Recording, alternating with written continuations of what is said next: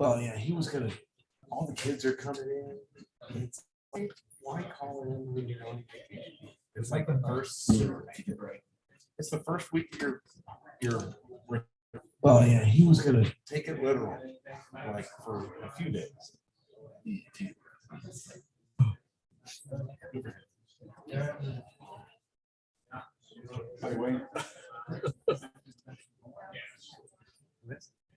Oh, yeah, no, that's right. I'm sorry. Well, I'll pay for it. Or two.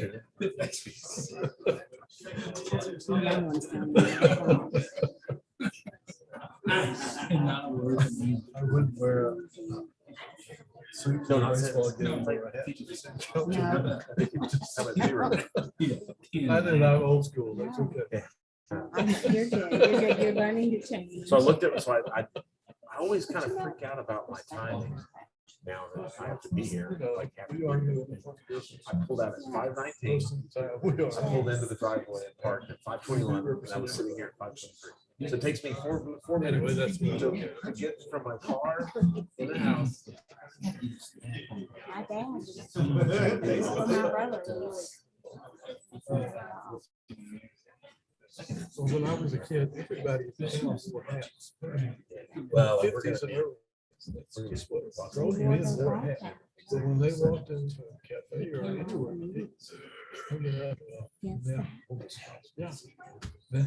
now those are collectors. Can hang into Chad's. Yeah, that's right.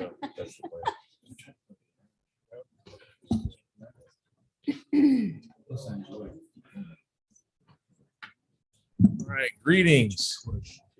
It is June. It is hot. You're living in a place, one of the few places in the world, you get a number 3 tornado warning. It doesn't even rain. It's like, what the heck, what's going on? But just in case. So again, thank you for being here. This evening, we start with a Pledge of Allegiance led by Councilmember Dave Covington, followed by the Texas Pledge by Executive Director, or BEDC Director Cynthia Hernandez. I guess there you are. Sorry, I was looking over this way. And then the prayer invocation will be led by Councilmember Wayne Carpenter. I pledge allegiance to the flag of the United States of America and to the republic for which it stands, one nation under God, indivisible, with liberty and justice for all. Under the Texas flag, I pledge allegiance to thee, Texas, one state under God, one and indivisible. Please join me in prayer. Dear Heavenly Father, thank you for this beautiful day in Belton, Texas. Thank you for the opportunity to come together and do your will and to serve all of our citizens. As always, we ask for your hand of protection over our first responders and our military at home and abroad. We pray for our nation. We pray for healing the divisions that occur within this country. We ask your guidance as we make decisions and ask your forgiveness when we fail thee. In Christ's name we ask. Amen. Amen. All right, we will call this June 13th council meeting to order, and we will start by public comments. With public comments, I don't have any papers in front of me. Do we have any? Oh, yes. So no one filled out, but we do have one public person. Was PI a public comment, sir? Is that what it is? Paul Romer, 333 Water Street. Where you live? Yeah. Yeah, some weeks, yes. I'm here to, Mayor Lee and council members, I'm here to formally announce Belton has received 2 awards from the Texas Association of Municipal Information Officers. TAMIO had its annual conference last week in Arlington. The competition for these awards is fierce. In fact, I think they had 547 total submissions during this contest. So even to be a finalist is a significant achievement. We won the TAMI Award for Best Social Media Post City Population of 100,000 or less, and an award of excellence for Best Small Shop, which recognizes the work of municipal communicators with a staff of 1 or 2 employees. So the Small Shop Award requires 4 separate submissions. Our entry included the PD oath post, the video of bison on the loose in Belton, the imagined Belton plan, then something that is important, but you guys may not have heard of, the strategic communication plan, which will in concert with your strategic plan. I want to take just a few minutes to highlight the entry for best social media post. As you know, the Belton Police School Resource Officers and Command Staff went in front of Belton High School teachers at an in-service day at the beginning of the school year and pledged to protect lives and stop violence, even if it required them acting alone.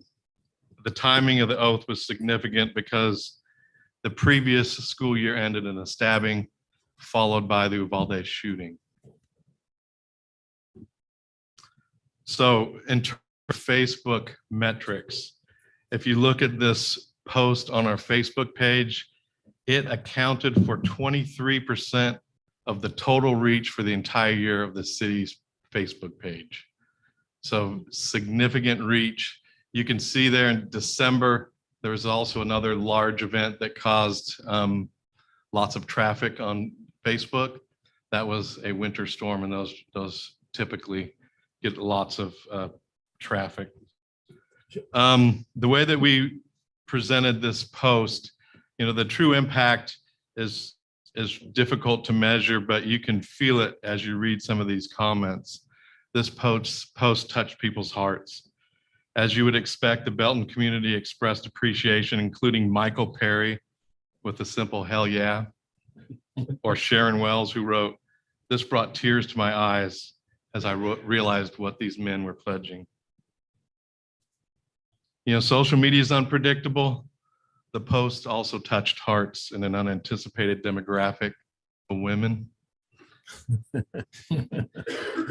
I believe so. The Sonia O'Dwyer comment, I believe. Well, her comment is, "Dang, who that in the lead?" And we've heard some rumors that is on the wall somewhere at Salado PD. The post even reached the Uvalde community. Rosa Arizmendi said, "At school board meetings, we've talked about how the district needs to regain trust from the students and families. This would be a good way to start."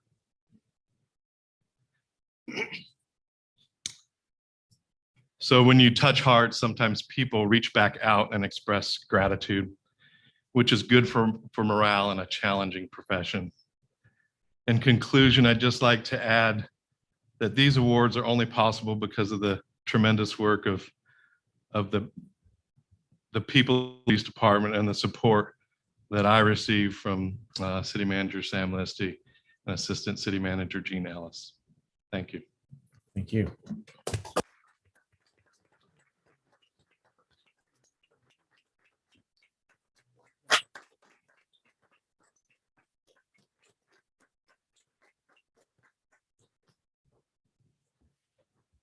If a tree falls in the forest and no one's there to hear it, did it fall? And I think that that's one of the things that you and your staff have really done is taken the silent action of so many of our public servants at public in a way that's honoring to the community and to them. And it's hats off to you guys, because you guys are the messengers.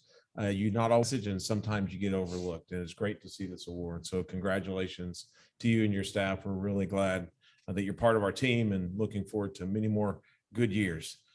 All right, that was technically a public comment. Any other public comments? I think that might have gone over 3 minutes, but our timekeeper is on vacation, so I'm sorry we didn't call you out. All right, there being no other public comments, we will now go to the next item on the agenda, which is presentation of scholarships from Waste Management. And so I believe Paul is here to do that, and Paul squared. So I know you're used to the Tina show, but getting the Paul show about once every decade. So Mayor Lee and Council, it's my pleasure to be joined by Paul Dagereau from Waste Management as we present the 2023 Belton Waste Management Scholarship recipients. I'd like to share some statistics about this year first. We had 7 total applicants. Each judge was provided a packet with the applicant material and with instructions to rank applicants by merit from 1 to 7.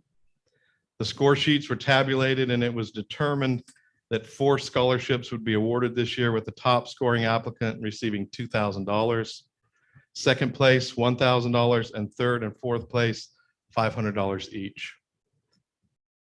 I'd like to recognize, express appreciation for our judges panel: Amy Casey, Joe Dyer, Chief John Font, Candace Griffin, Lindsay Weaver, Councilmember Wayne Carpenter, and Mayor David K. Lee.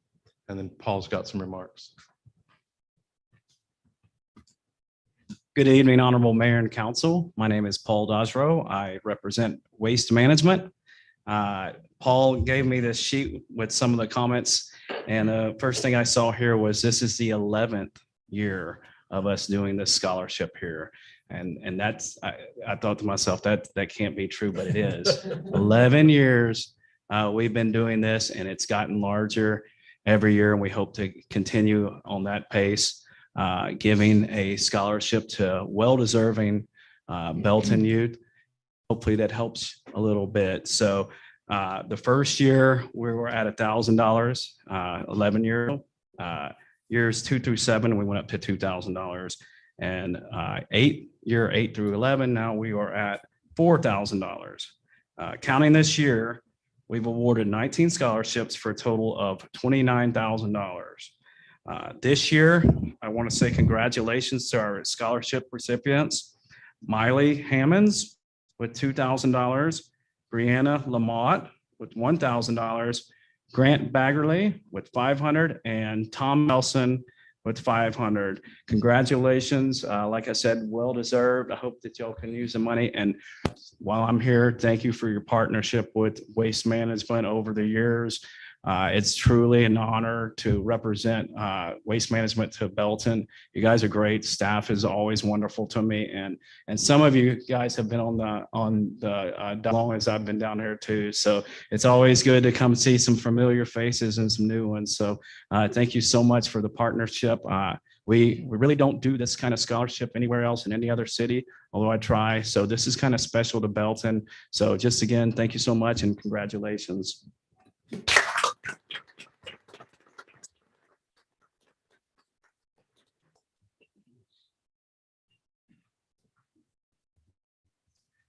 Yeah, I'm going to share a little bit more about some of these applicants.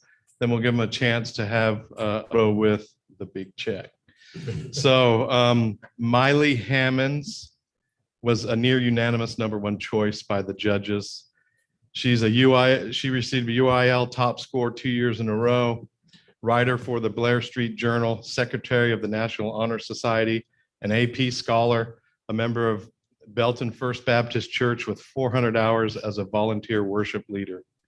Chris Seller, a teacher from Belton New Tech High at Wasco, said, always happy and eager to learn and to help others around her. She has a keen mind and a creative way of approaching problem solving. David K. Lee, a fellow church member, said, I wholeheartedly endorse Hammonds for the City of Belton Waste Management Scholarship. I have no doubt that Miley will make a significant contribution in the field of civil engineering, and that her education will help to create a more sustainable future for all of us. Miley plans to attend the Texas A&M University at College Station and major in civil engineering. Brianna Lamott, a Key Club historian, cross-country leadership award, National Honor Society AP scholar, served a mission trip in Uganda, shift lead at Jeremiah's Italian Ice, participated in multiple cleanup events at Chisholm Trail Park. Tabloid, a teacher at Belton New Tech at Go, said, investing in Brianna and her major in accounting through your scholarship is an investment in our future. Do not pass up the opportunity to honor this young woman by having her in the ranks of your scholarship fees. Lynn Reichel, owner of Jeremiah's Italian Ice, said, Brianna was dependable, on time, in uniform, and ready to work each day. Her customer service was fun, friendly, and well received by guests. In fact, Brianna was serving as our when our corporate office sent a secret shopper, and because of her kind and thorough service, we received a rare 100% report. Brianna plans to attend Texas A&M University at College Station and major in accounting. Grant Baggerly, National Honor Society, varsity football and soccer, FFA radio broadcasting team, FFA archery team, head lifeguard at Morgan's Point Swimming Pool, member of the Belton Youth Advisory Commission, and member of Christ Episcopal Church. Penny Rice, the principal's secretary, said, as a student aide in the front office, I have been impressed with his skills in communication with teachers, staff, and the public, and he has a great sense of humor. Stephanie O'Banion, a family friend, said, Grant excelled in his schoolwork while also being an exceptional athlete. Not only is he a talented baseball, soccer, and football player, he is a leader of his teammates, motivating the team as a whole while excelling individually. Grant plans to attend Texas Tech and major in natural resource management. And finally, Nelson, an AP scholar with distinction, multiple swimming awards, including 2023 Most Valuable Male Swimmer, lifeguard and swim coach, and member of Belton Tiger Shark swim team. Amanda Pontillo, a school counselor, said, Thomas is a young man who prioritizes his education and is well-liked teachers and peers. He has an outstanding work ethic and is currently balancing a rigorous academic schedule, membership on the competitive swim team, as well as the high school swim team. To make the most out of his high school experience, he has become a master of management. And then Chris Snip, swim coach and social studies teacher, while swimming a large part of Tom's life and obviously takes up a considerable amount of time, he is somehow able to continue to amaze the high school faculty in the classroom. When Thomas is not in the pool, you can find him working tirelessly on his assignments and aiming for mastery. Amazingly, he seems to balance his rigorous course load with countless hours of practice, yet continues to rank in the top 6% of his class. Thomas plans to attend Purdue University and major in electrical engineering. Let's give them another hand before we take their picture.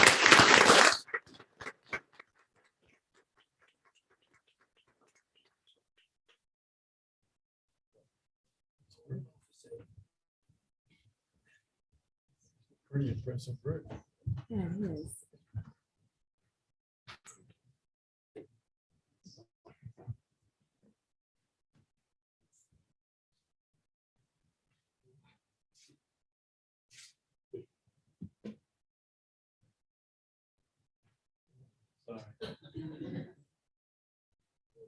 Good.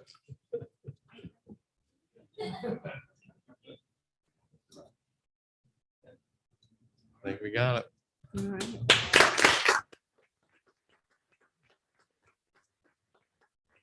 The awardees would now just like to take a brief minute to say thank you to the council. Hi, my name is Gemma. I'd like to say thank you to council and Belton Waste Management. I was born and raised in Belton, and I just graduated as salutatorian from Belton New Tech. So I'm very thankful for this scholarship, and it will go a long way in helping me in education at A&M. Thank you.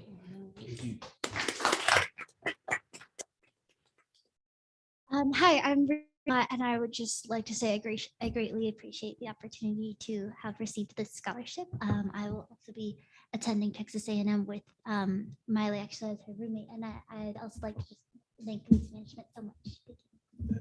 Thank you. My name is Thomas Nelson.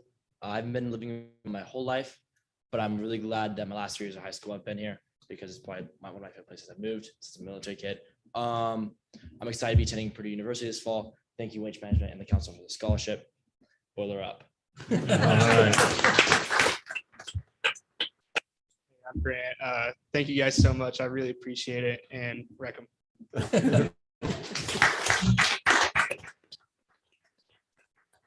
Well, obviously, we want to thank you, Paul, for braving I-35 to drive up here and to continue to partner with us on this scholarship. It's been great. We've had a lot of great applicants and been able to some good success. Obviously, several of those kids have graduated that started with the scholarship. So again, thank you. And also for not only for those that won, but those that participated and submitted. I think we had more than like 12 to 20. I can't remember. It was a handful of applicants. It was quite a few. Actually, more. It seemed more this year, mainly because I was reading, I guess, all of them. And so, oh, 7. Okay, I thought. Okay, well, obviously, I thought it was more. So, okay, well, and then lastly, thank you guys for applying, and best of luck in your career at A&M, at Tech, and also at Purdue. My son also applied for Purdue, chose Georgia Tech instead of Purdue, but that's okay. So, and Boilermakers, great team. All right, so again, thank you guys. Thanks for everything that you guys will be doing for us. All right, now we're gonna jump into the meat of the meeting, the consent agenda, and then we will do budget items. The first set, I will read this. Items 4 through 10 under this section are considered to be routine by the city council and may be enacted by one motion. If discussion is desired by the council, any item removed from the consent agenda prior to the voting at the request of any council member, and it will be considered separate. Thank you guys again. Have a great evening and a great week. Enjoy your summer. All right. 4, consider the minutes of the previous meetings, May 23rd council meeting and the May 23rd regular, first the workshop meeting, and the second is the regular meeting of May 23rd. Item 5 is appointment of boards, the Parks Board, the Tax Increment Reinvestment Zone, the Planning and Zoning, Belton Economic Development Corporation. I have more to say that at the end of this. Item 6 is their ordinance on first reading, granting a franchise to Encore Electric Delivery Company and set a public hearing and second reading for June 27th. Item 7 is to consider authorizing the purchase of a sewer vacuum and jetting trailer as provided for in the capital equipment replacement fund through the Sourcewell Purchasing Cooperative. Item 8 is authorizing the purchase of a fire command vehicle and associated equipment as provided for in the capital equipment replacement fund through the Buy Board Purchasing Cooperative. Item 9 is consider authorizing an automatic aid agreement for the newly formed Nolan Fire Department. Item 10 is to consider authorizing the city manager to enter into a professional services agreement with KPA Engineers for construction administration services for the College Street 13th Avenue Improvements Project. So before we in motion, I will be pulling item 5 and requesting that we postpone this to the next meeting. So we'll need an act on that, but I'm pulling that. So if anyone likes to pull any others, please let us know. I move we approve items 4, or unless anyone wants to pull. Sorry, got a little head. Nobody wants to pull anything out. Move we approve item 4 through 10, excluding 5. Second. We have a motion, a second, to approve the consent agenda sans item. Any comments or questions about this?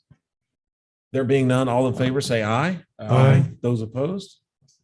All right, so item 5, appointment of the boards. I didn't read the names because after discussing with staff and several council members, we felt it may be premature on all of these. We've got several people that are being appointed, and we just wanted to give the council time to review them more than just the weekend before this meeting. So we will be doing that work session next week. So I would entertain a motion to postpone this till the next meeting. I'll entertain a motion to postpone item number 5 until our next meeting. Second. Okay, motion and a second has been presented to postpone the appointment and reappointments. Any discussion on this item before we vote? How many of these are new and returning? Is there specific, like?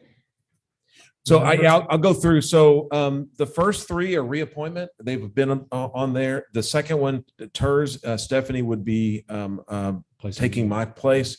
We have 2 new members for planning and zoning. We've had one, Dave Covington, that resigned to run here, and also another one resigned. And then also we have the empty seat on BEDC when Joe Shepard. So there are several new and several reappointment. And so we just wanted to give everyone a chance to have that discussion. I just want to make sure. I know P&Z has a big meeting next week, so I wasn't sure. So they will be down one member. No, one. I think just one member. Going to attend that meeting. Yep. So there's not going to stay on after this time. So that's his last meeting. And so he does plan to attend. So it'll be no problem with a quorum. There are 8 available members. They need 5 for a quorum. So we should have no problem. That was really my only concern was Yeah. the planning Good and point, zoning. Daniel. Yeah. Yeah, we're leaving. We still, there's 3 of these that would be down members. But we felt one more meeting was not. Yeah, I didn't want to put us in a pinch with the next council meeting being predominantly P and Z. Yep. All right. Any other discussion about this? All right. There being no more discussion, all in favor of postponing till the next meeting, say aye. Aye. Those opposed? Passes 6-0. All right. Moving on from the consent agenda, we will now move into the budget items 11 and 12. One is conduct a work session on fiscal year 2024 budget considerations, including but not limited to the water and wastewater fund and the drainage fund. Mr. Rogers. I love that. We need to get the little music to go along with this. It's a beautiful day in Belton, Texas. At least a sweater. Yeah, right. Oh, can I, please? Can I please? That's so Won't funny. you, please? Yeah, yeah. Be my neighbor. Okay, we're gonna take enough We time like as it you just the way you is. are, Mike. So this is this portion of our exciting budget presentations as we move forward towards adoption coming up. I'm going to talk about the utilities, water, sewer, and drainage fund. So what I want to first focus you on as far as water and sewer goes is we have some very large items, expensive, long duration, meaning a lot for a lot of fiscal years that we need to talk about.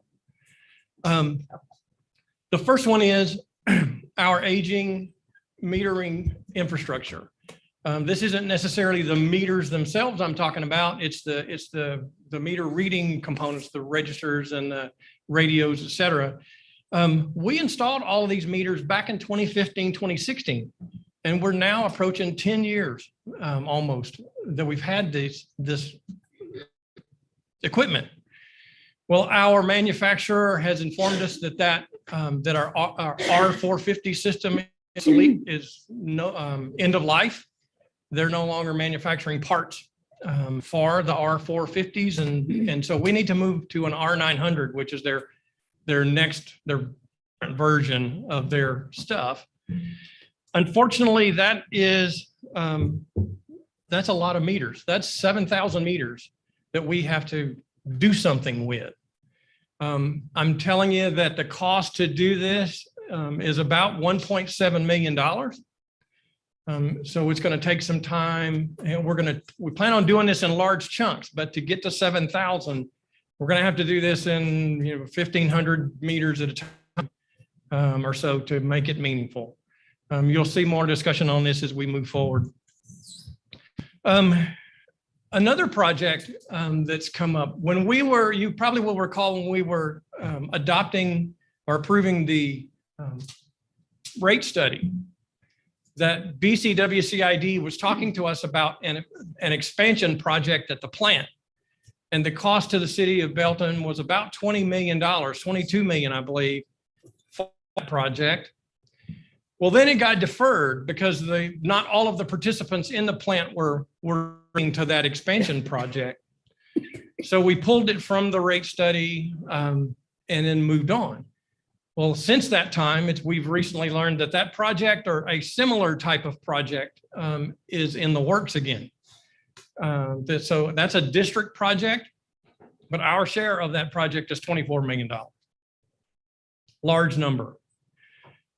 Well, okay, so if we expand the capacity at the plant over 10 million, we have to we can't get 10 million gallons a day into the city. So we would have to all expand our distribution system, the capacity within our distribution system to have that water delivered to customers.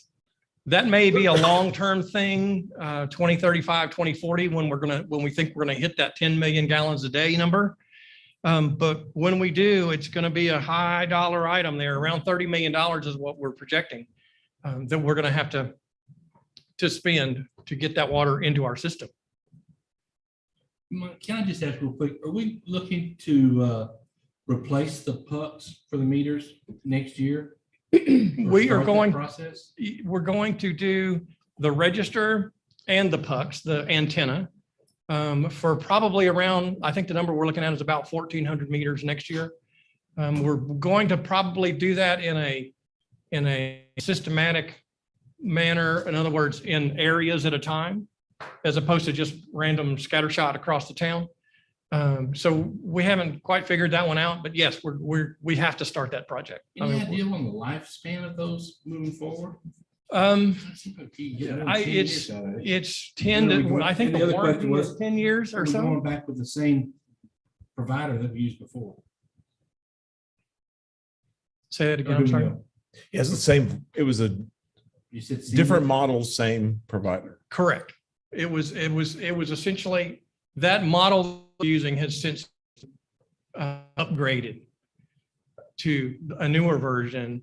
And it's that newer version. We have similar version, 1,000 or so of our 8,000 meters have the newer version on there.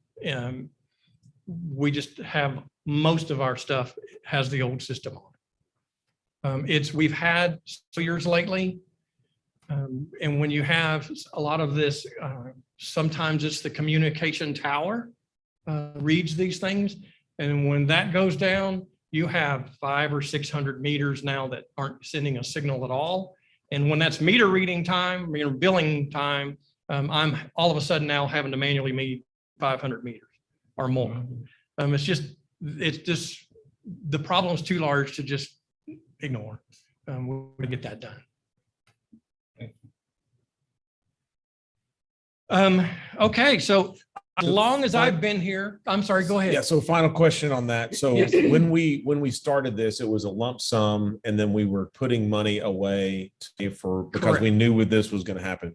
How much of that is money that we've already put aside and how much is extra? Exactly. Perfect. Thank you for reminding me of that, Mayor. We have $1.2 million. We've been setting it somewhat regularly around $250,000 a year into the meter replacement fund. And right now the balance is like $1.2 million in that fund. You'll see as we go through this discussion, we're going to boost that up even more to get us closer to that 1.7, which then should provide enough funding to get a lot of this done. Okay. Thank you. Thank you very much. So as long as I've been here, we've talked about expanding the wastewater treatment.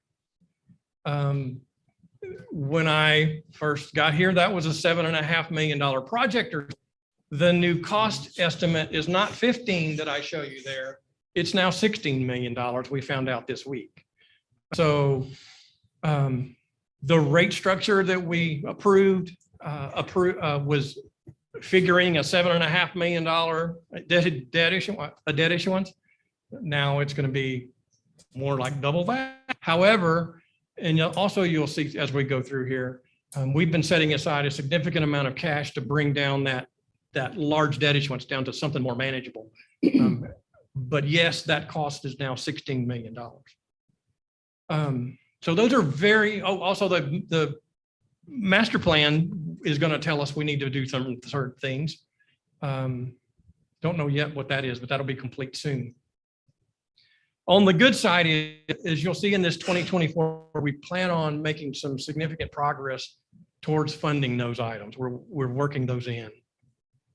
So those are some big items I want you to be aware of as we go forward, not for just adopting a 24 budget, but for the future fiscal years.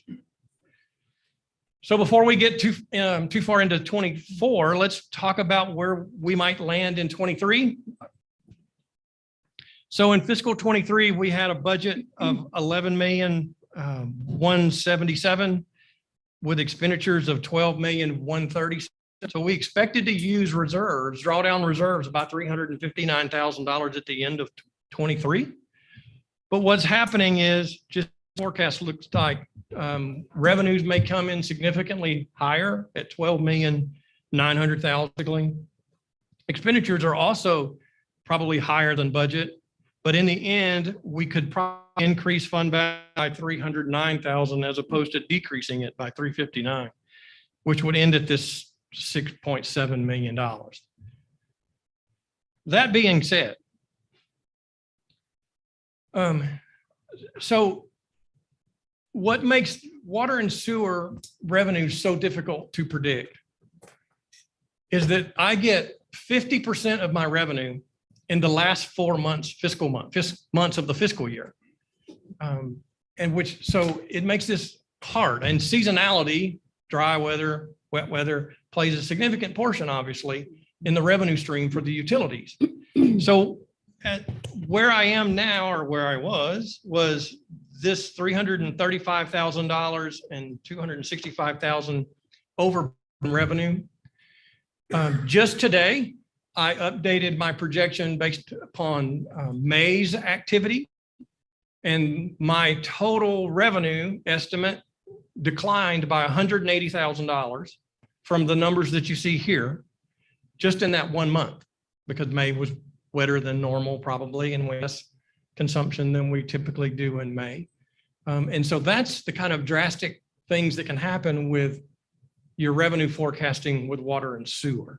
So what I'm telling you, the point of this whole exercise is, what I'm telling you is, although that number is large, surpassing budget in revenues by 1.1 million, now let's say $1 million, we're still moving along and getting into the months that really matter.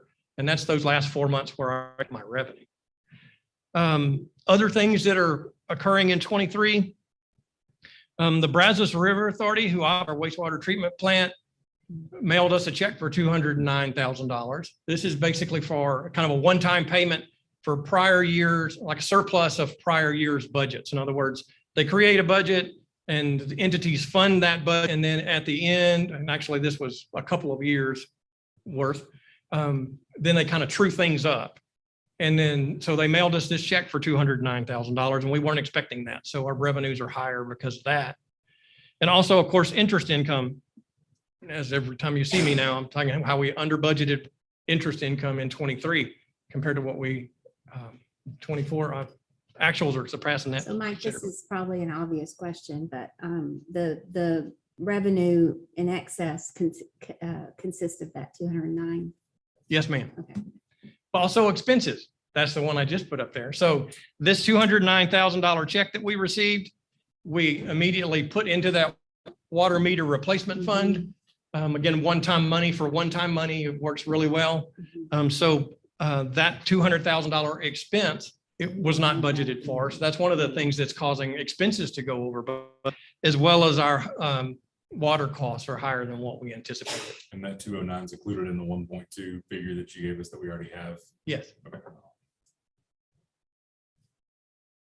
Hoping that got us to 1.4. There's 2 minus 3, that's only 5. Yeah. Yeah, it's already sitting there. So now let's talk about 24. So we probably will end in fiscal 23 with right around $6.7 million in reserves. Our fiscal 24 revenues are $13,027,000. Proposed expenditures are $13,892,000. So we would have $135,000 increase in reserves that would get us to this $6.8 million at the end of 24. That's 49.3% of budgeted expenditures. But the utility fund doesn't work like the general fund. When we say we want to maintain reserve level in all of these funds, the utility funds have an extra component for debt service.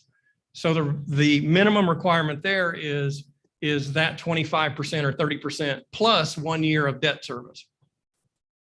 So when you add those two together, we have essentially $1.4 million more than that 25% minimum. That's the floor. That's really literally the minimum plus debt service. If it were 30%, we would be about $730,000 over that 30% that we were talking about, we're really desiring to maintain. So yes, we're a little above that minimum level, or we're above the minimum level. Graphically, it looks like this. So the bars that you see here is actually the balance of reserves in each of these years. And you can see that throughout this whole period of time, we've maintained a $6 million to $7 million reserve level in the water and sewer fund. However, the orange bars that you see there is the reserve requirement that has increased as our budget has increased, right? That 30% continues to grow as the budget grows. And so where we did have this large surplus here in these early years, you'll recall that we transferred a lot of that into capital projects to cash fund some projects. I think that was maybe like this year here in 22. And then now we're getting closer to that minimum. So the excess, if you will, is shrinking. And that will continue as our budget increases. So Yes, sir. when you list expenses, we've talked about two different projects. One is the wastewater treatment that we're saving for, and then also the replacement of the water meters. We're counting those as an expense, even though it's not spent. So it's not those are not part of this reserve. It's another capital project fund. Is that? Expense occurs in this fund to move the money out. Yep. And then it goes into the capital project fund. And then- Where when we spend that, you see it. So it's when we- technically it's not expenses, but I don't know. I'm not. An Yes, accountant, no. so- I see what you're saying. Yeah, That's so- kind of true because it's out of this. I'm taking it out of this pocket, Yeah. putting it in this pocket. I Yeah. just haven't written a check to Yeah. anybody yet. Yeah, so those are expenses and transfers are the total, not just expenses. Yes. Okay, all right, thank you. I just wanted to. No, that's true. Yeah, it didn't go away. It's. in No, another- yeah, no, it's in another- I was trying to do the math of how much money we're saving and it's not in this bar here. It's somewhere else. Yes, we don't budget those funds, Yeah. so you don't see them in this Yes, process. okay, thank you. The orange bar Yes, sir. is the minimum plus the debt service. Yes.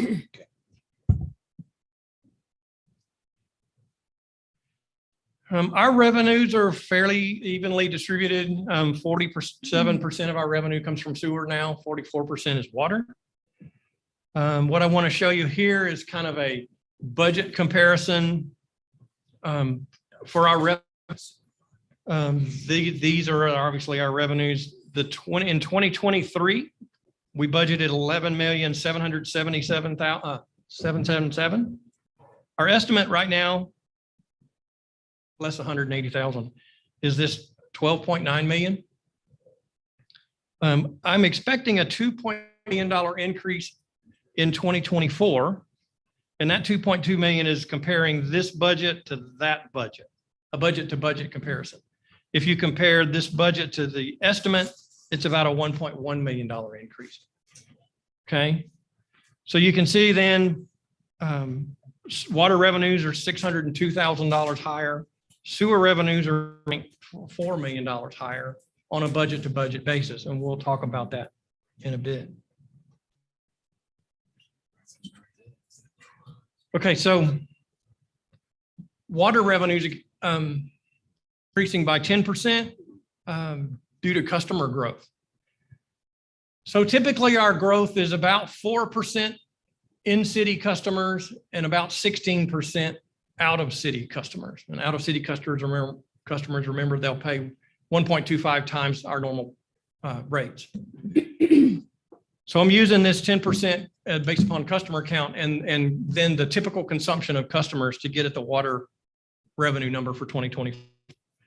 Sewer revenue is a combination of that customer growth, kind of the same customer growth, plus a rate increase that we'll talk about in a little bit. That's that 27% increase. Again, that's, I believe, a budget to budget comparison. And of course, higher interest we've talked about already. I had to increase our budget significantly in 24 just to get to where we are today and what we're earning.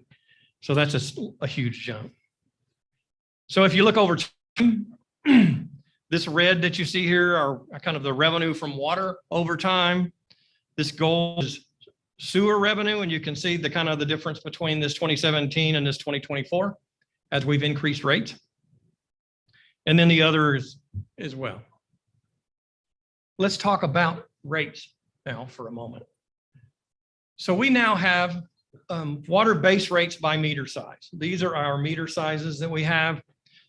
The utility rate study that we did recommended rates based upon a budget that we did for the 5 years out. for each of these years. Okay. And this here is where we're kind of looking at. So we adopted in 23, we did the same rates that are in the study. What we're proposing for 2024 here also is this, it's the same as 2023. So no increase to the water base rates for 2024. And the only ones that are different in the study are this 1 to 2 inch meters. The study had increases there, but what we're proposing is leaving the water base rates the same. Any questions there before I move on? Okay. Also have water volumetrics. Yes, sir. Yeah, so. You need me to go back one? Yeah, so is that, okay, that's just water, sewer, show sewer rates.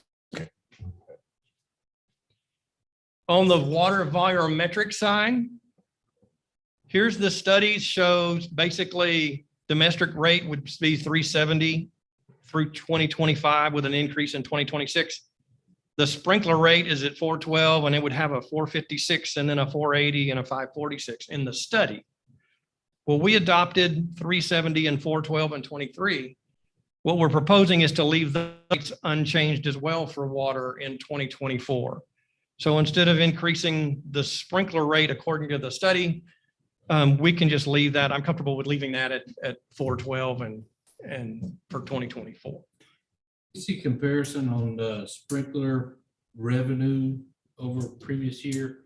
I know you were concerned that our revenue was going to be limited because we were doing away with the flat fee every month and going to a per gallon or per usage. Right.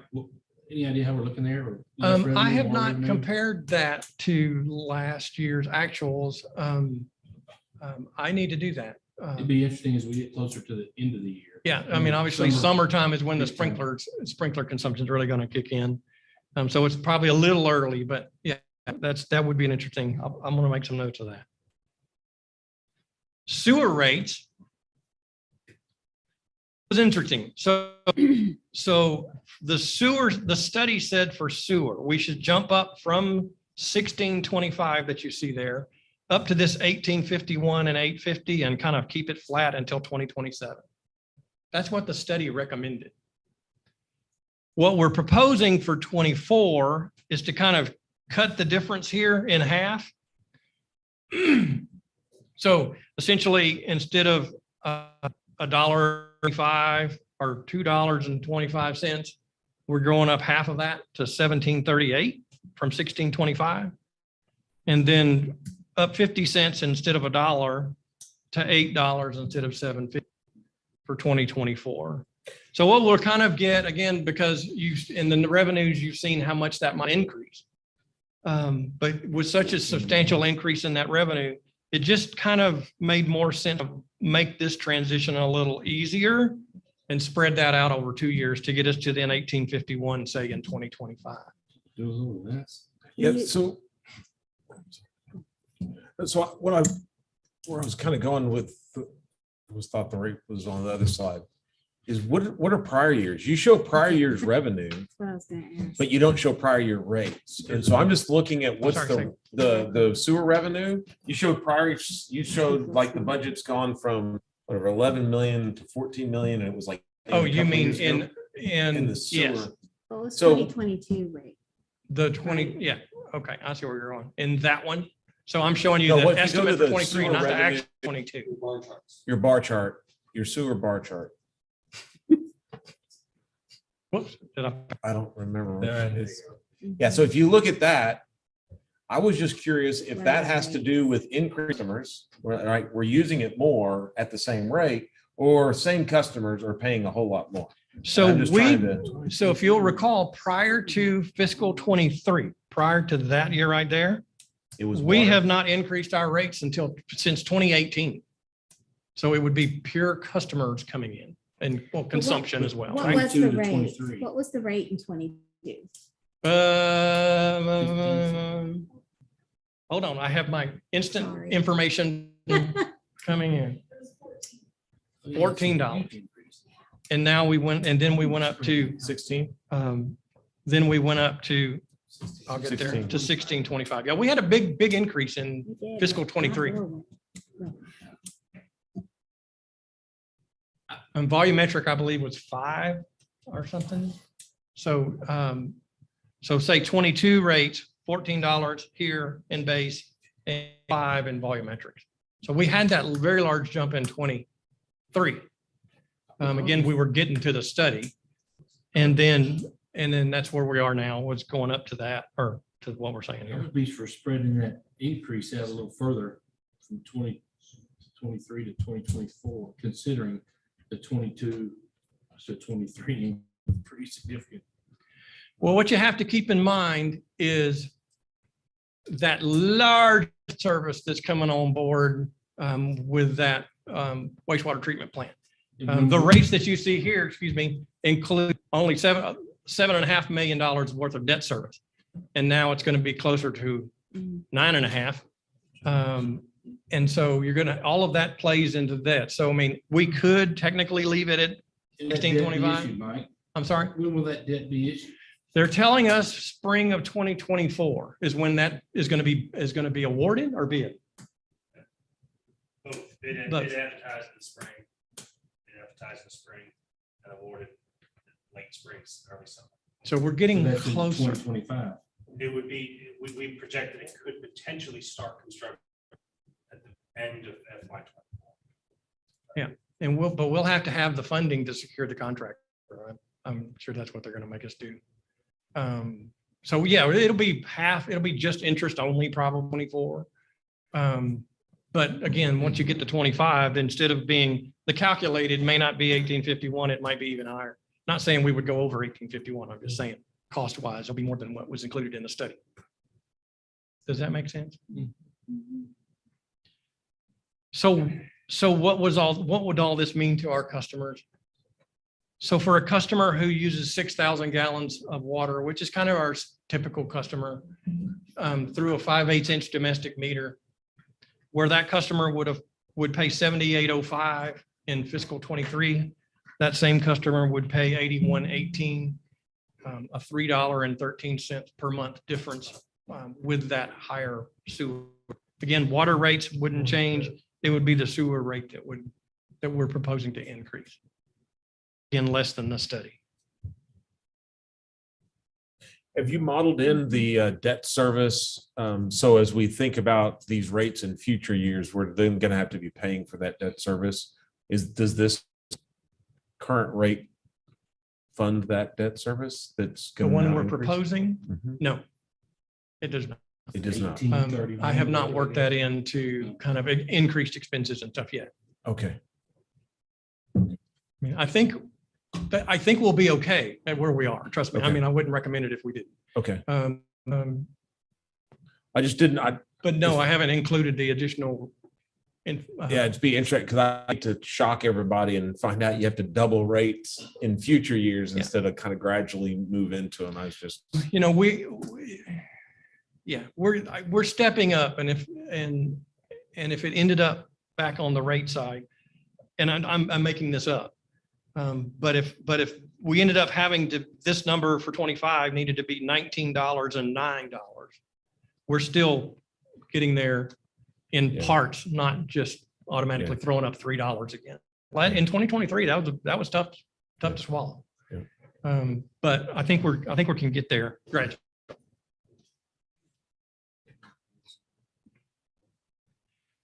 So that's revenue for water and sewer. Let's talk a little bit about the expense side. So water makes up about 32% of our expenses. Sewer makes up about 36% of our expenses. Utility finance, that's your billing, collecting, all of my people. So let's look now. These are expenses by division. These are the divisions within the water and sewer fund. In 2023, our budget was $12,137,000. I'm looking at coming in around $12,583,000. And as I mentioned before, that overage is here in water. Water cost looks like going up. For fiscal 24, our budget would increase $1.7 million on a budget to budget basis. to 13,892,000. A 14% increase. You can see that cost, the big cost drivers are here in water and here in sewer lift stations, and we'll get to the reasons for that. This sewer collection that's going down by 347,000 was a capital project that we had in 23. We don't have any longer in 24. Those costs are going down. Most of the fiscal 24 water budget consists of transfers to capital projects and other places. Yes, sir. Yeah, and I hate to jump back one, but I mean, 1.7 increase. And we're increasing our fund balance there, right? A little bit, 150,000. Okay.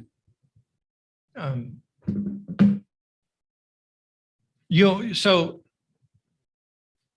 this water increase there is capital project and water costs. That 900,000 is primarily is a contribution to that capital project fund for the wastewater treatment plant expansion. You'll see that. Okay, shortly. that's where I was trying to. Yeah. I mean, we're putting some money aside. ahead of Lots. this. Don't we expect not to have to do the full 79, whatever that dollar amount is? So hopefully, we may be under $19 in terms of. Yes. So yes. We're saving ahead until the debt issue or Correct. a lot. So let's look at that one. I told you about that. So I like at expenses here by category. This is where we can get into some details without getting just boring you to death with every little here and there. So of this $1.7 million increase, this 800, the biggest part of that is this 890 for transfers. Again, that's transfer to other funds. Most of that is transfer into a capital project fund. Capital outlay is the next one, those water purchases. We're going to go through these in a little detail. So personnel wise, with the water sewer fund is looking at adding 3 people in fiscal 24. One of those that is assistant director of public works. This is somebody to help Matt out with kind of plan reviews, a lot of those meetings, things like that. Now, this position we had actually about 3 years ago, I believe. We then reclassified it, reduced that position or eliminated that position and created a lower position. Now, basically that's coming back. The cost of that all ends about $100,000 for an assistant director. So we reassigned a direct, so they've been without then, is that? Correct, for like 3 years. That's what I thought. Yeah, we had a director and 2 assistant directors. Now we have just an assistant director and we're kind of putting that back. Also is this, we need to add 2 meter reader positions. Now we call these meter readers, they do so much more than meter reading. They're really more meter technicians. These are the guys that do a lot of that work that we're talking about at the meter, checking, verifying and doing all that. These are the people on shut-off days who do the connects and disconnects and constant running. As we grow customers, we have to have more of these people. Right now, we're kind of limping along on 1. I think we still have a vacancy. Do we still have a vacancy? Okay, so we just filled it then. But Maribel is a blessing from God because she does this every single day, understaffed, but without complaining and go. And so, but she can't do this forever. So we need to have some more people there. Merit increases, we had mentioned before, up to 5%, can be anywhere from 0 to 5%. Would add about $58,000 to the water sewer budget. On the maintenance side, we bought some automatic flow leads in 23. Don't need to spend that money in 24. So those costs are actually coming down for water system maintenance by $36,000. Unfortunately, our lift station maintenance costs are going to go up by $8,000. I choked him up, didn't I? See, I do that when I talk to people. Is that one drop? Yeah.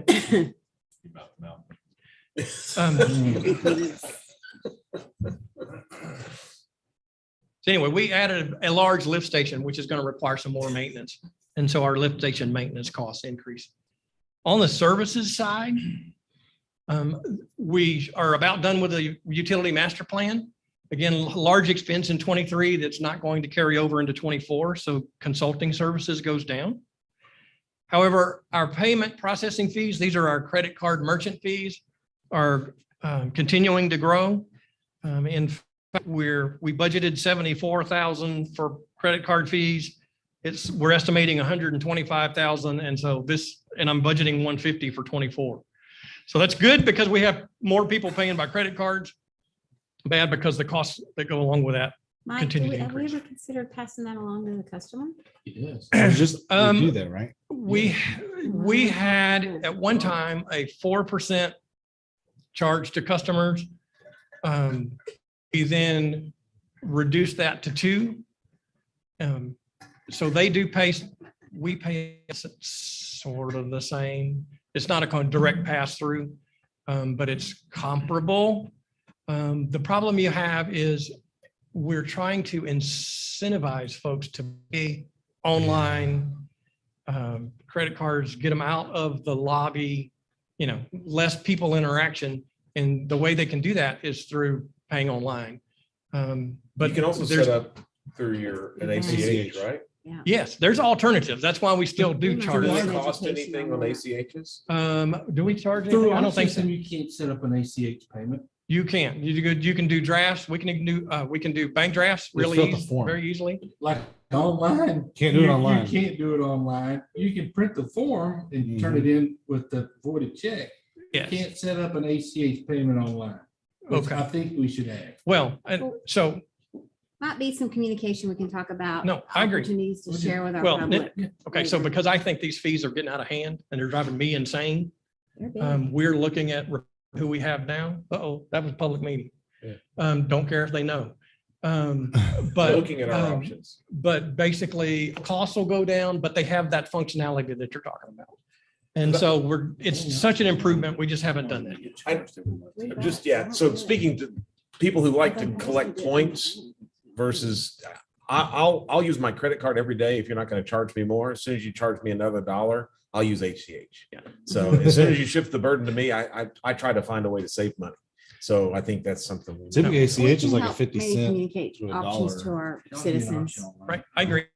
Ideally, I'd love to do away with the charge to customers because they do complain about it. I don't do it. It's $150,000 again that you're adding to the fees if they're going to pay both sides, or we're going to pay both sides. So anyway, I'm headed that direction. The hard part about not adding the fee though is that can or want to pay by credit card. We also have those that can't. They have to use cash or check, but we're Right. basically passing the extra fees on to all those people When you instead have, of just correct. that can or are willing to do credit cards. That's And that's the And because we offer those alternatives, I mean, it's easy Yeah. to set up a bank draft. And we in fact prefer it. This could just be some additional communication to our yeah. citizens. Yeah, I mean, if we have the online fee and like you could add the fee to everybody or like an incentive to sign up, if they have the option to add the ACH online, like John's Yeah. talking about. I mean, Those are fantastic recommendations that we're going to go forward with. Also, when services, electric costs go up. Let's get to some big dollars here. So water purchases. BCWCID has let us know that increasing the price that they charge us by like 6 cents. That's about an 8% increase. Charging us now. So One last question on the water bill and upgrades and meter puck and all that. Would that upgrade our online access system yes, that customers see when we Yeah. upgrade our pucks and the? correct. Meter reader The and all back that. office stuff that a customer can look at is actually fairly good. It's because they talk differently. it's the real time. It's the new stuff is more real time, more hourly reads, and it'll populate hourly reads on the new stuff. Whereas the old stuff, you get a reading at midnight. So it makes it more difficult to tell when a customer has high consumption. I'd like to tell them, well, I can see that your sprinklers come on at 2 a.m. to 4 a.m. and it's this many hundreds of gallons of da, da, da. Or if they have a leak, you can say it's this much. That works great under the new system and what we're currently using for some of it. All of the old stuff doesn't give us that hourly data for the most part, or not reliable hourly data. So yes, you're gonna have great improvement there. So, and we'll catch leaks faster. You will catch leaks faster as well. And that requires replacing the entire water meter? Not the whole Just meter. the put. This is the register on top of the meter as well as the antenna.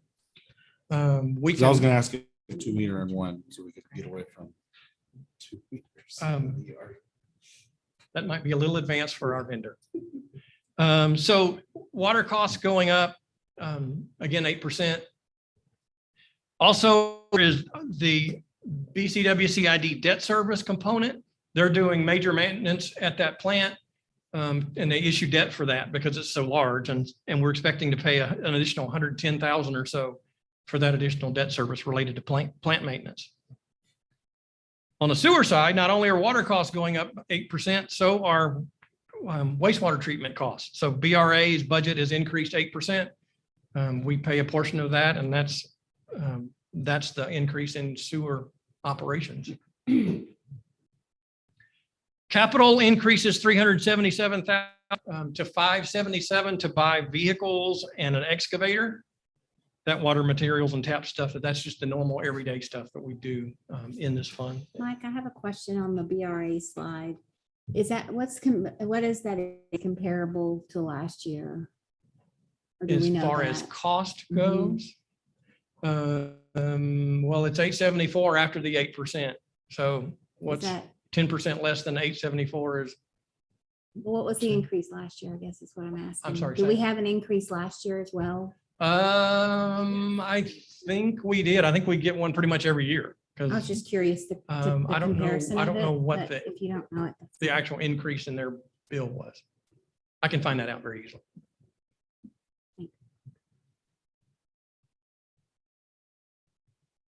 So here's the big one. And this is the important one that I want you to leave with. I told you about a whole stuff coming down the, and we're doing our best to get there and reduce that future cost by contributing here the capital project funds. We're going to contribute $3 million in fiscal '24 to reduce that future issuance for the wastewater treatment plant. This is on top of the $2.5 million we've already set aside to reduce that cash, that bond issuance. Too bad it didn't stay at 7 million. We'd be darn close to cash funding this thing. Unfortunately, so even if it's just 16 million or 15 million, say, the 5.5 that we'll have accumulated brings that down to like 9.5 million bonds. Still more than the 7.5 that we initially thought, but a whole lot closer than we would have been had we not been spending aside. Have we estimated the debt service on that? Yes, it's included in the rate study and the rates that they recommended. With us setting aside that much money? Yeah, no. We didn't tell them we were going to put $3 million in there when they did the rate study. We didn't know we would have the ability to do that.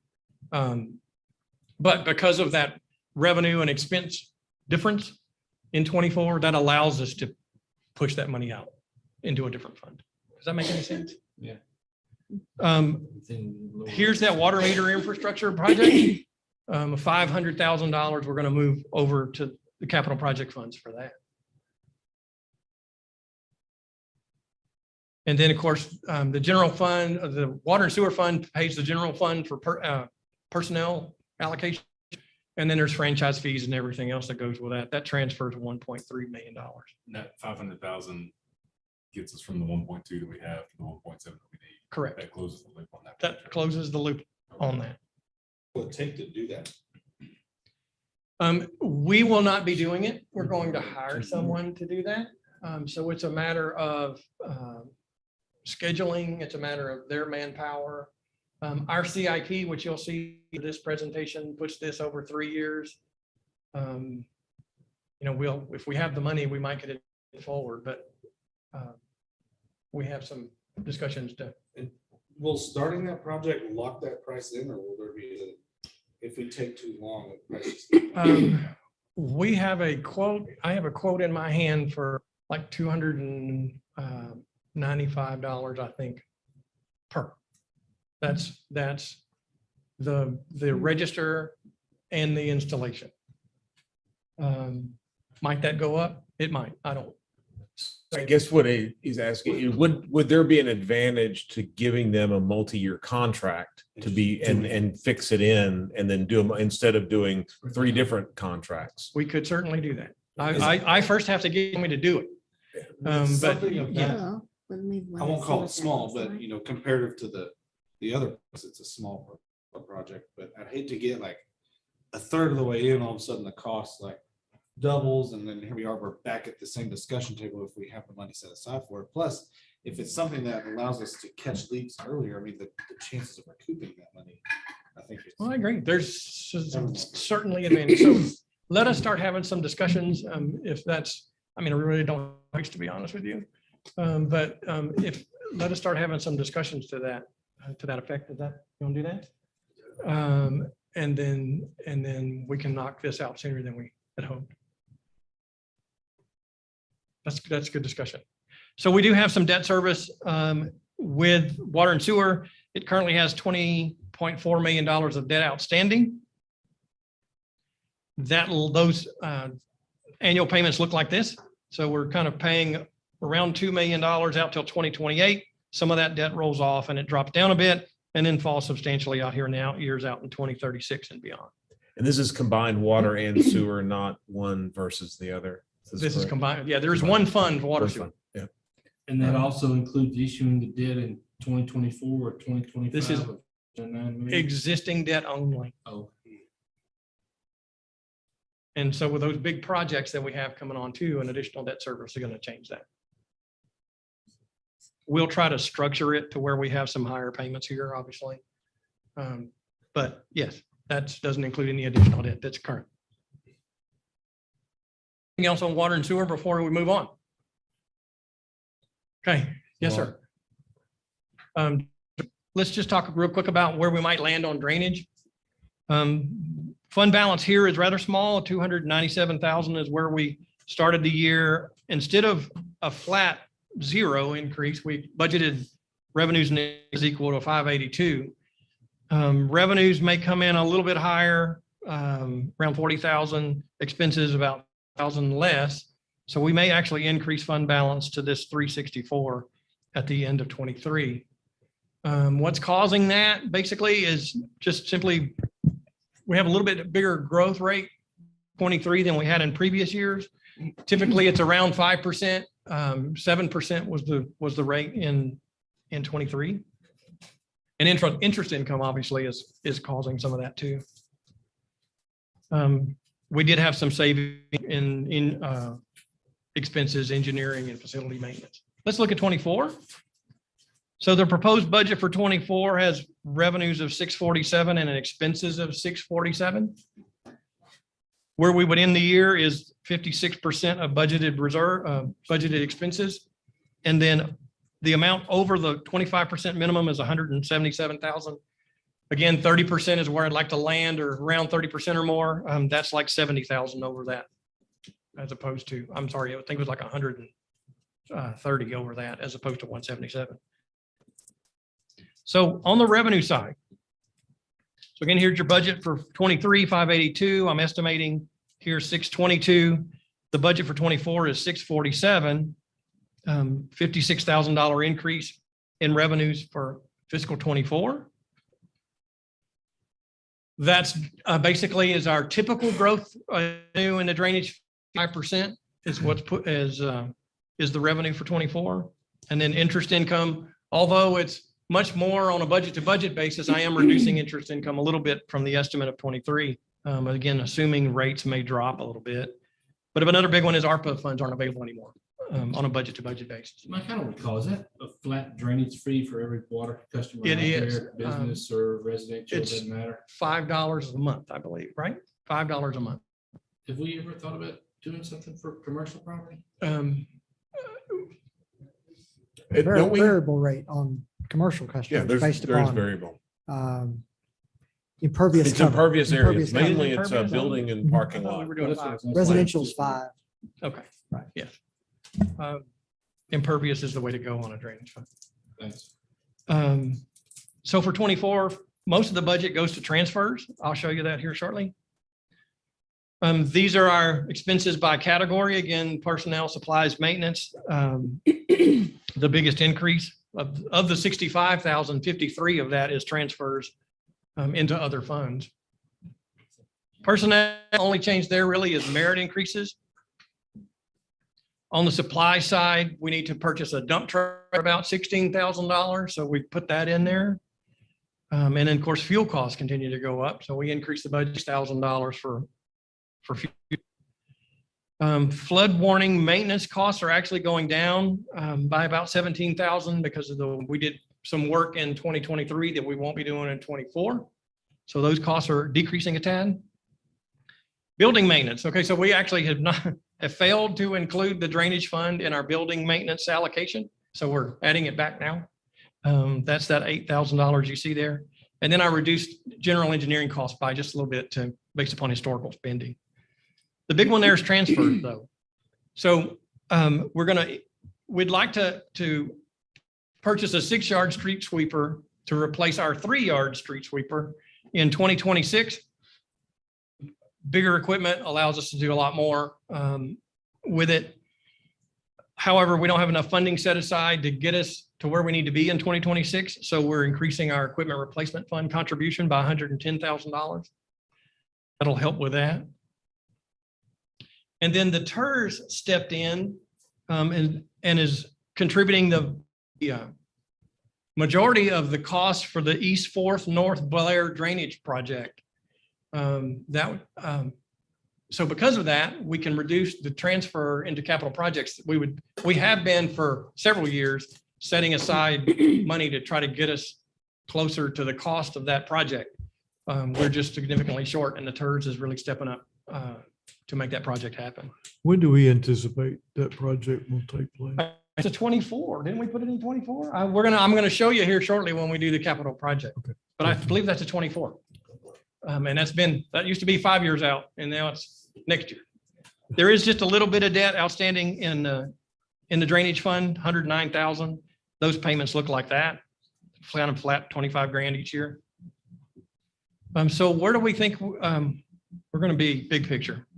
Well, water and sewer revenues are continuing to increase, but that's mostly customers and consumption. I do propose a sewer rate increase, but only sewer. We are doing a lot with the cash that we have to reduce future bond issuances. We talked about that. And again, currently there's no increase in the drainage fee because the costs there are fairly stable. It's not growing very rapidly. So I'll stop there with that one. Any questions or comments? Again, the feedback that you give me tonight helps us with the proposed budget that we're going to bring to you in July. You know, obviously this is an interesting, the last fund is the interesting fund because it targets different demographics. So those like county and schools pay into that fund. And so when we offset the expense from TERS, which is ad valorem tax, we're actually putting more burden on people who are paying taxes, not people who are contributing to runoff. Where I think it's probably better to phase out of this fund to have closer to true expense. So that way the funds that come from TERS make it go places because it's a different set of taxpayers. If it's all the same, it's all the same. But when you're seeing, so I think we need to think about isolating these expenses and allowing it to carry its weight. Because a lot of this, I guess you could call it unfunded mandates, these things, and it's good for our waterways. It's good for just the trash that gets cleaned up. It doesn't end up in the creek. It ends up so it's good.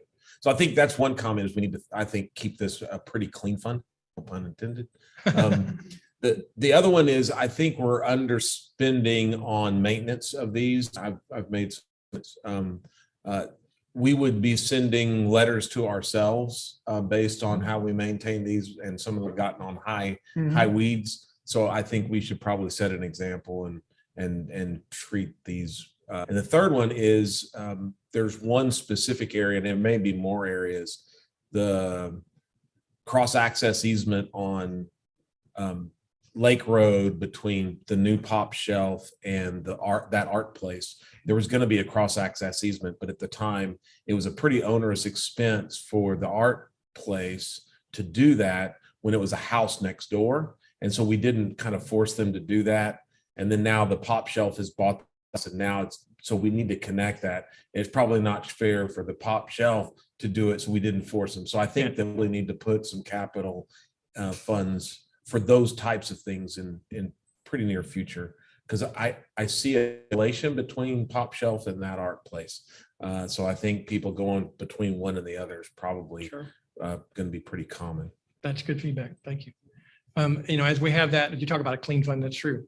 The reason that it was important for TERS to jump into that East and Blair, East 4th and Blair, is the pure cost of that was it's like a $1.4 million project. And we'd only set aside, after numerous years, only about 600,000. So we were nowhere near getting that project completed along with drainage fund money. And so that gets back to that discussion of drainage fees, et cetera, and looking at that as well to get that clean fund that you're talking about. I completely agree. Yeah, I mean, it's not an indictment. It's just as we see how we're using it, I think we just need to get it trued up. And John's made good points. Just to have money sitting there to sit there, this fund doesn't appear to do that. And again, the more we can probably shift that to our commercial impervious area, less from just Joe Blow homeowner, because maybe it's a rate study that we need to look and maybe put that more pennies per square foot on impervious and less on an apartment or a duplex or a home. That's the impervious is where if we're exceeding the required balance by a significant amount, maybe we could speed up the purchase of that street sweeper or use those funds. I'd rather use them and spend them than have a huge excess fund balance. Sure. And I don't remember what the number was. Like I thought it was pretty significant. A couple $100,000. But the requirement there, 25 or 30%. Correct. No, we have some excess of that. Any other questions? Water, sewer, drainage? Oh, one last one, and it's a significant increase in sewer. If that debt is water sewer debt, have we not thought about hitting the water side a little instead of leaving it alone in terms of rates? The most of the debt that we're talking about is going to be all sewer. Also, and that's why those rates jumped up significantly. Remember, like I said, we went up to $3 or whatever in 23, and then it's supposed to get to 18.51, another big jump in 24. It was to capture that additional debt service we were looking at for sewer projects, mainly that treatment plant. I think we're going to be in better shape now that we're cash funded most of that. We're getting it back down to the level closer to our study. So, and part of that jump, from what I remember, is that we really, speaking about clean breaks between funds, is we were really supplementing the sewer expenses with water revenue. That's exactly right. And so this is getting closer to sewer fund for sewer. Absolutely. That's the importance of the rate study, because you wouldn't know that without doing that study. But I also think of the purpose of annual evaluation and not just, hey, we're okay, we're just going to let this ride for. Absolutely. I mean, we evaluate every year. Yeah. Because I think if we miss a year in the future, that rate is just going to have to jump that. Correct. And in fact, with these large expenses that we're talking about, in the next 5-year time frame, we'll probably be looking at another update, not in 24, but we'll be budgeting it in 25, I'm certain, to have them come out and do another rate study. Absolutely. Smaller incremental increases sure make much more sense and are much more palatable. Absolutely. Right. Thanks, Mike. Thanks, Mike. So looks like you're still on deck. So the next item on our agenda is to receive a report on the fiscal year 24 to 28 capital improvement program and provide input on projects and scheduling for inclusion in the 2020 year budget. 2024. So we've been talking about a lot of projects. And so all of this comes into our 5-year capital improvements program. So first question you're going to have is, what is a capital improvements program? Well, a CIP is kind of our plan for infrastructure development for the next 5 years that keeps these projects on our radar for what's coming. We do change this plan annually. We look at projects may go forward, they move back, depending upon the need. And there's 3 parts to a CIP. It's the project, what it is and how much it costs. And then an important part is how do we think we can fund this thing? And then what is the effect on future M&O? Why do we do these things? One, and the biggest one, is to make sure that we have the money when we need it. And so if we don't identify those projects that are rather immediate, I mean, 5 years is not looking out 50. It's coming, within our viewpoint. So we put those out on there and watch them come forward. It's also a very large item, quite frankly. Capital spending is a huge part of our budget, and it's a best practice of government finance. And it also helps implement the strategic plan. How do we do this?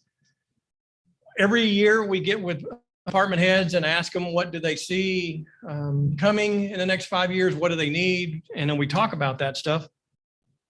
We then put some cost to it, estimate costs and possible funding, and then talk about O&M. So this is now the third year, third time we've done this, I believe. The difference from for the 24 compared to 23 is we talked about wastewater treatment plant costs going up. Well, Connell Street has also gone up a couple of $1 million over our previous CIP. Also in the 24 to 28 CIP, we've added all TERS projects. What we did this year for the first time with TERS board is ask them what projects do they want to do over the next 5. And so we built a TERS fund CIP, just like this one. And now we've incorporated those TERS projects into this 5-year plan for the city. So I've added several new projects. One of those is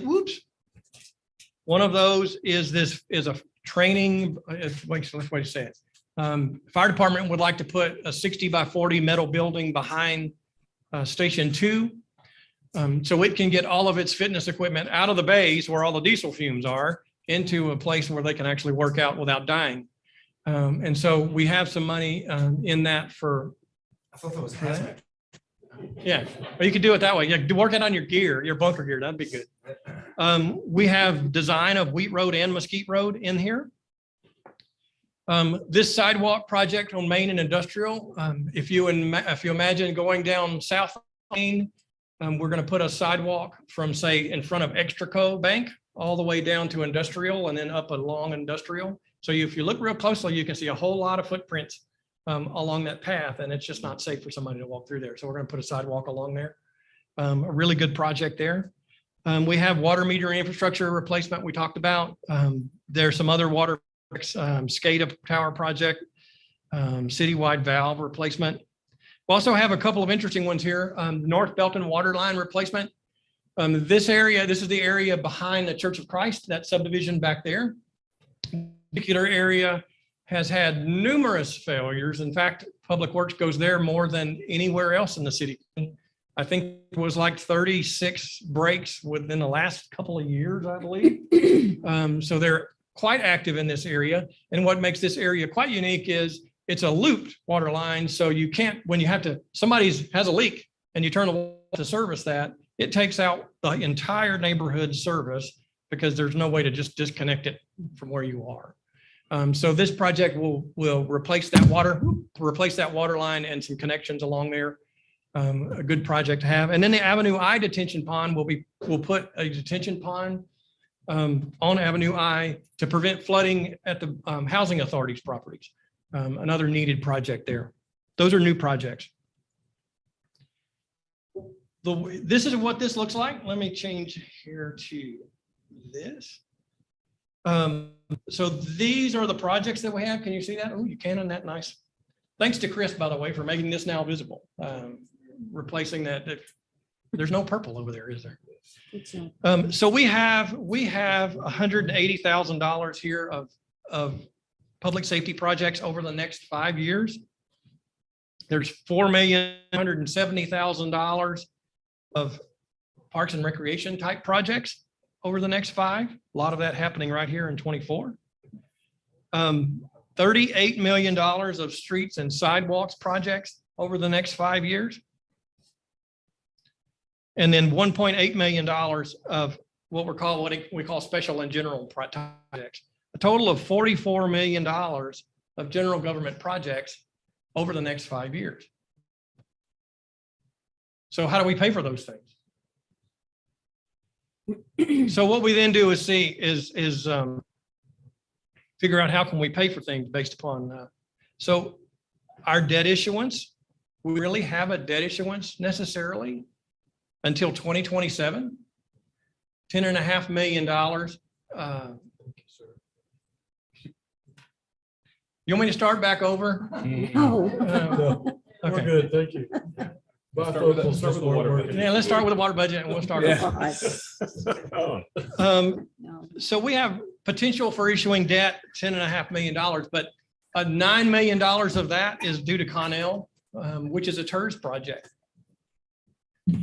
We have in 24, we're getting $5.9 million or so of grants. 5 of that is for the East Central Bridge replacement, which is good. What I wanted to show you here is this TERS funding.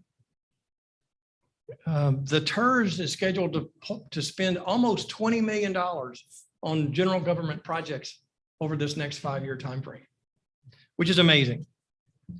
So that's how we can pay for the general government side. There is some small changes to operations and maintenance.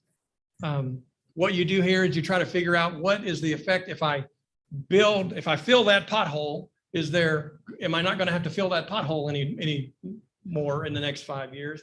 And that's a reduction in your operations and maintenance costs. On the water and sewer side and drainage, there's $6.6 million worth of water projects.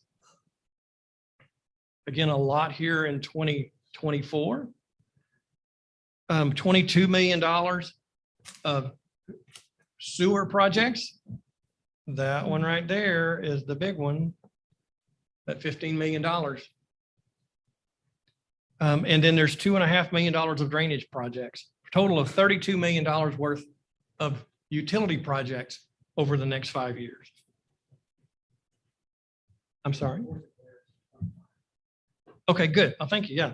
And Fourth and Blair that we talked about is in 2025, not 24. Thank you for catching that. So unfortunately, this is one that we'll have to issue debt here. Again, we've done what we can to get that done, paid down. And that $11.8 million debt issuance there is after we've put $5.5 million towards the wastewater treatment plant. So the wastewater treatment plant is like 9.5 of that 11.8. I'm going to go backwards a tad. This North Belton replacement is $1.2 million in the debt issuance, and that $1.1 million for Main Belton lift station, that force main project is also in that debt issuance of 11.8. So when we look at bond issuance, multiple funds that we use that have their own debt, and then there's the regular debt, right? So how much of it, like TERS can issue debt, the EDC can issue debt, water sewer can issue debt, and those are mainly, I don't know if it's revenue, but it's not a tax rate based debt. Right. It's secured with property taxes because typically we issue certificates of obligation. Yeah. But it's supported by revenues from the revenue stream generated. So how much of that is not supported in that way? How much of these is all of this 11 million that you see there is would be rate supported, not tax supported. So this would be an interest rate, tax rate. No, I'm sorry. When I said rate, I meant utility rate, not tax rate. Thank you. Okay. Yeah. Okay. The term we always use is rate supported and sort of tax supported. Okay, sorry. Yeah. I had a conversion upside down in my brain. Okay, so, gotcha. So yeah, there theoretically would not be any property tax effect by issuing that $11.8 million. Gotcha. Mike, a quick question.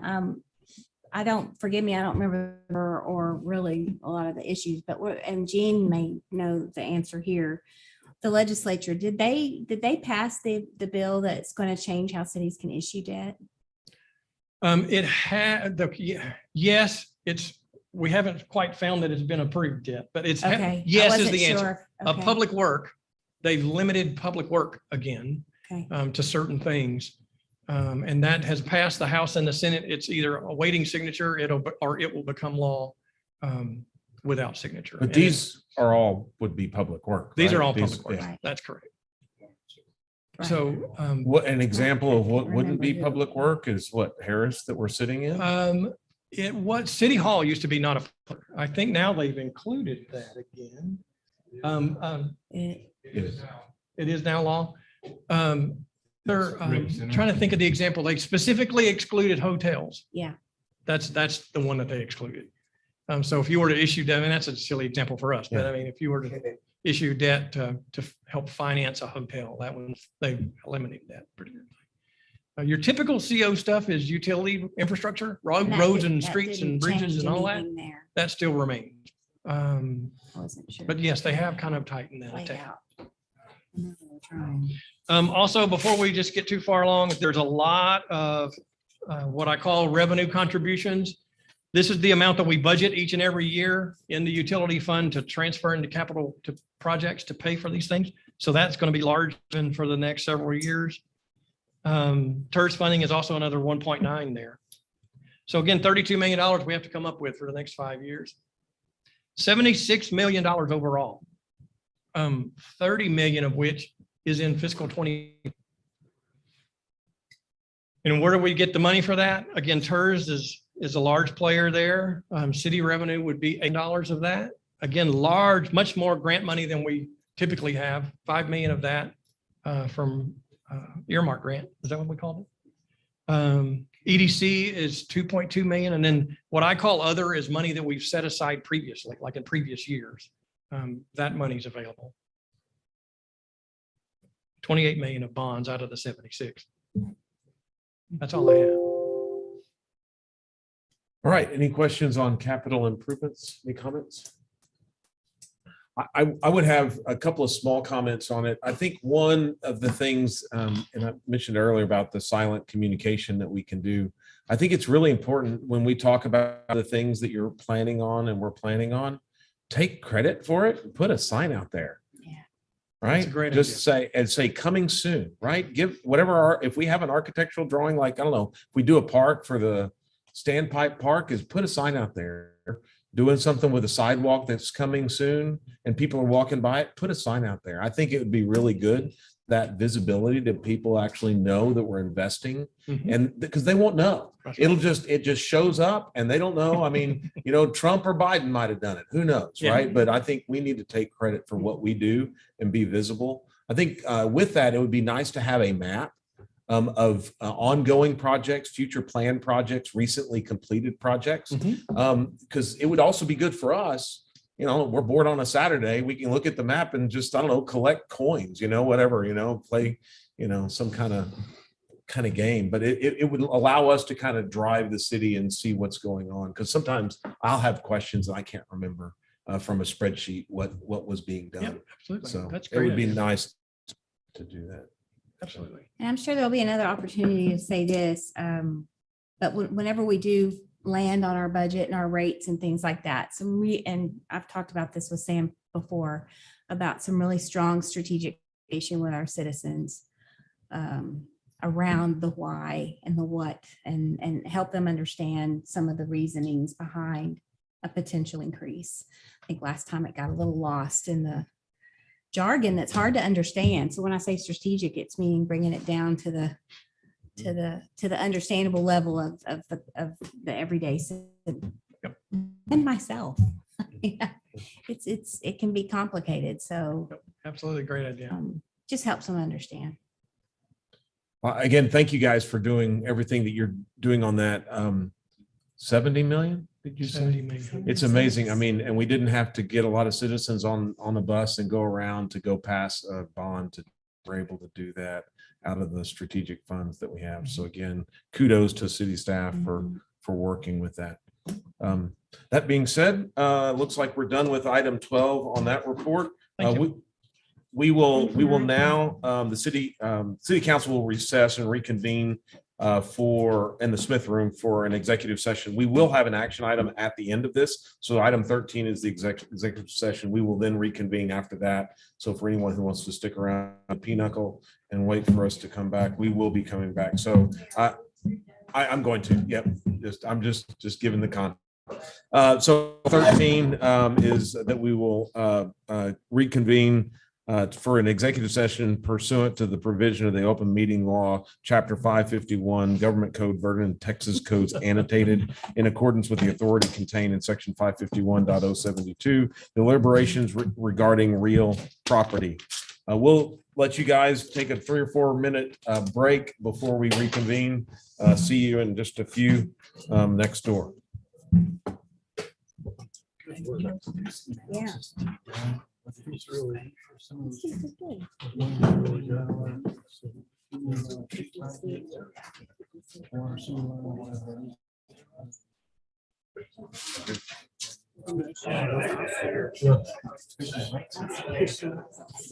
Yeah. I'm sorry. Well, it was fine. Talk about that later. Yes, yes, absolutely. I haven't had one since we were there. Oh.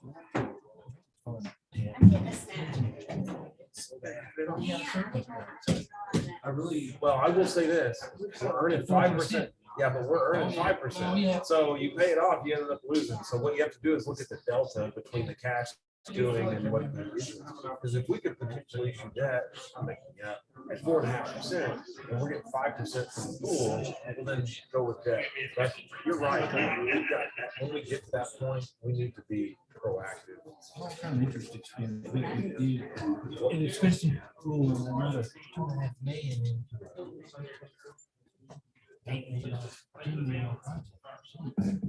Some money.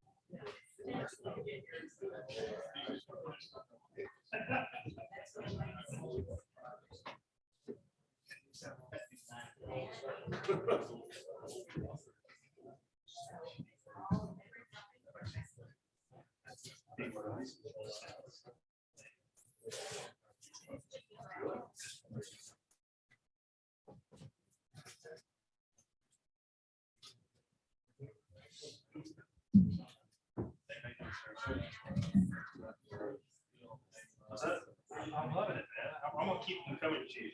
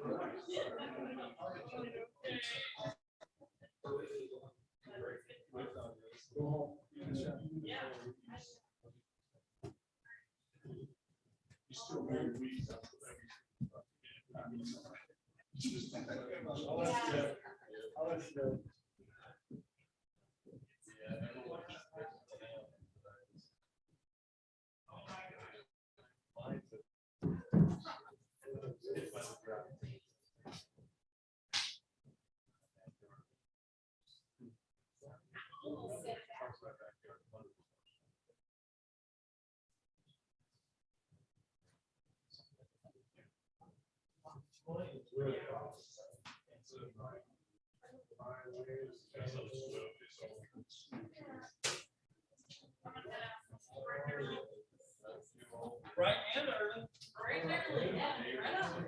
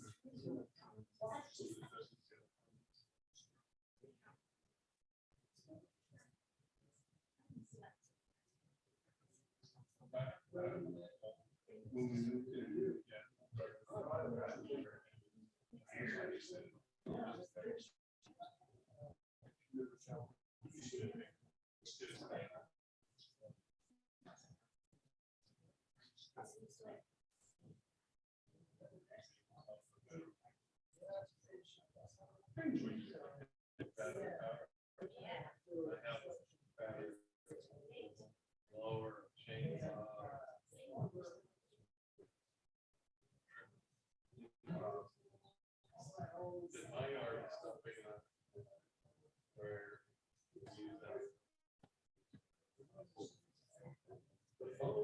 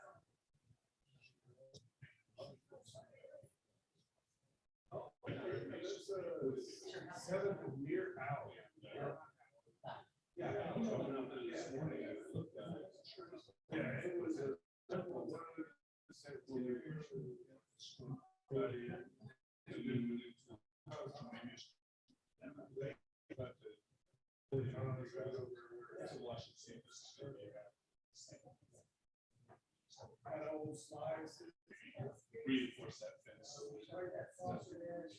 They dig a big hole.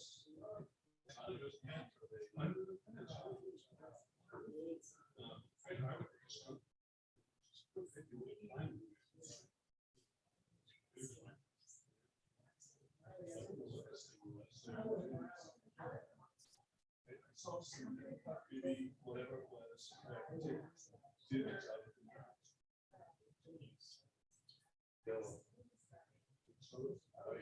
I know armadillos will go 14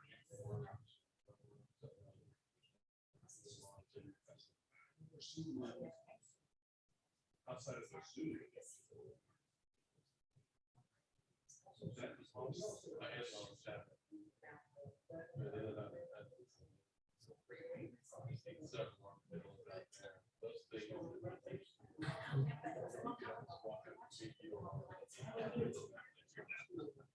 So when they see you, one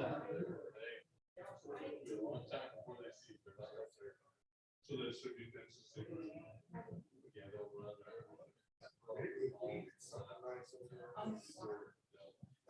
Those houses are starting to get rebuilt.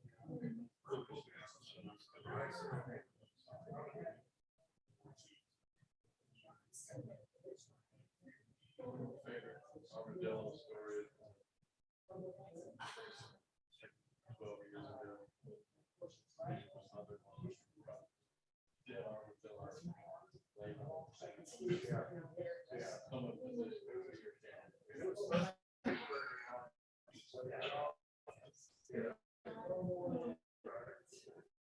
I think that's for.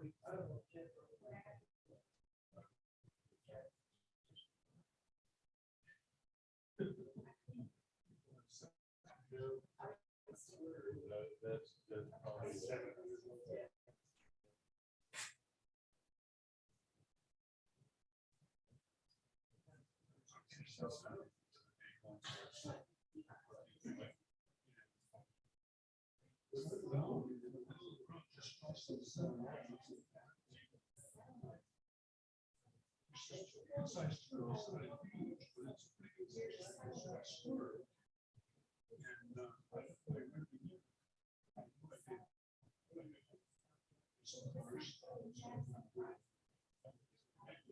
He does a good job.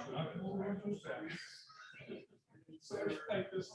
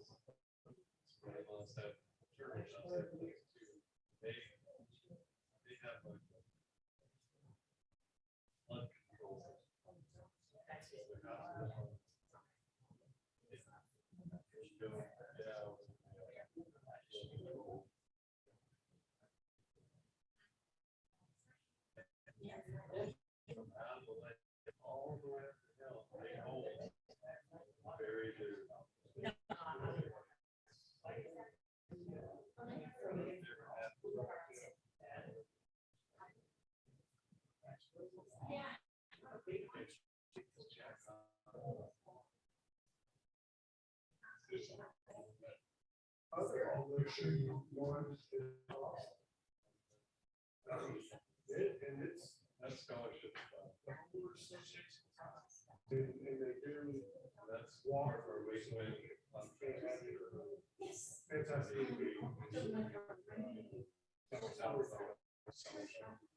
And they have a fitness center, a pool.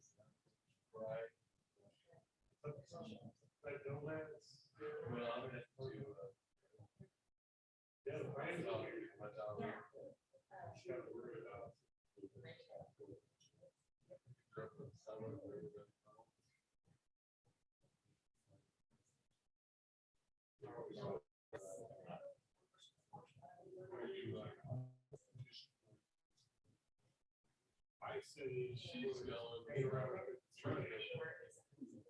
We need to be, we need to.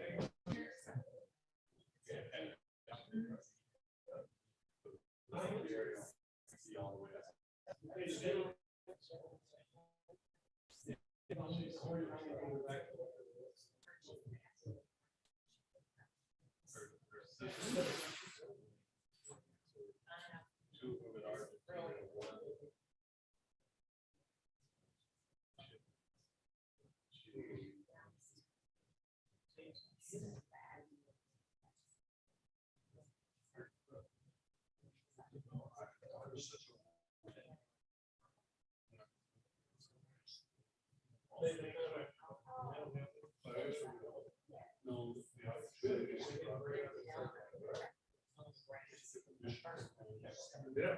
So, as long as I know the building is going to be, yes.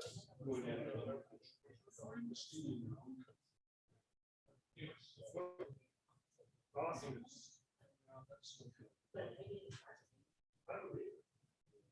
Anybody ask me, I was telling Mike. No, I said he used his best judgment and he lived. Paul just won a bunch of awards. I say Paul released us. I got the capital. Go ahead. I'm staying. I have a message. Yes. I have no interest in this. I'm staying. You can go. HR director. Paul said I could go. After they stop laughing. Yeah, exactly. Oh, they're showing right now. Everybody's going to keep it cool. There you go. Now the 2 or 3 witnesses. One that matters. If they don't change it, do you think they're gonna take a while? I kind of wanted to see what's gonna happen. Okay, let's take it. Because of that property. Thank you, though.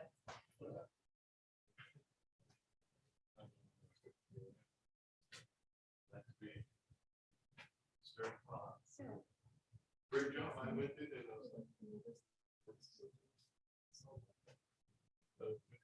Are you saying?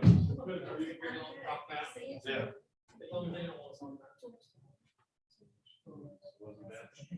You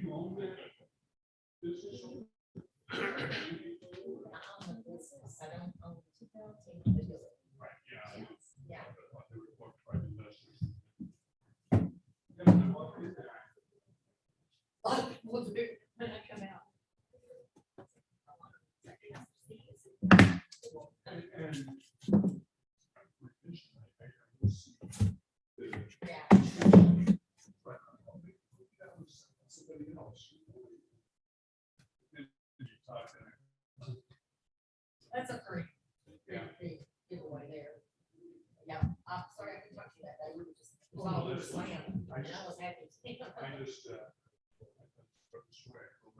That was a good story. And just tell them, ask them, you guys get a lot of business from this. I'd love to do something, just, I know. You're talking. Randy does. Yeah. Their organization. I don't know her as well as I know Jessie. I love Jessie. She's just a good person. Well deserving of what she's doing. Yes. She's always thinking about Jessie. It's like, oh, I should just be part of the organization. I just see. I saw the name spelled out. It looked like that. Jessie. When I walked in there. It was Jessie. Yeah, it's me.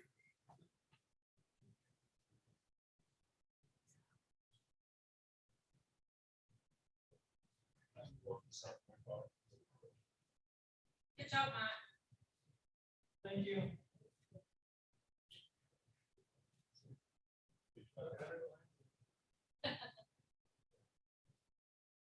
I learned it back because of that.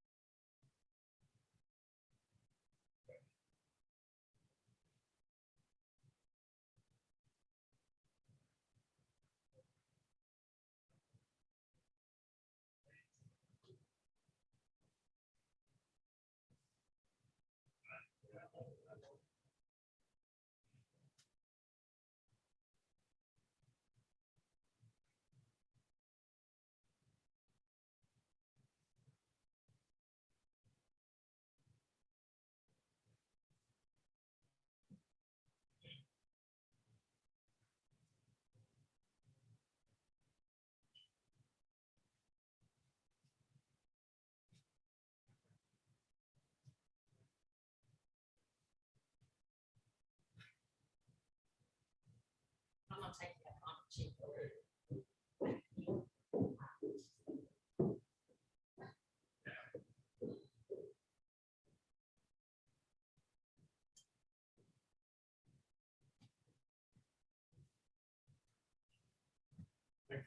Flag back there, show the highway.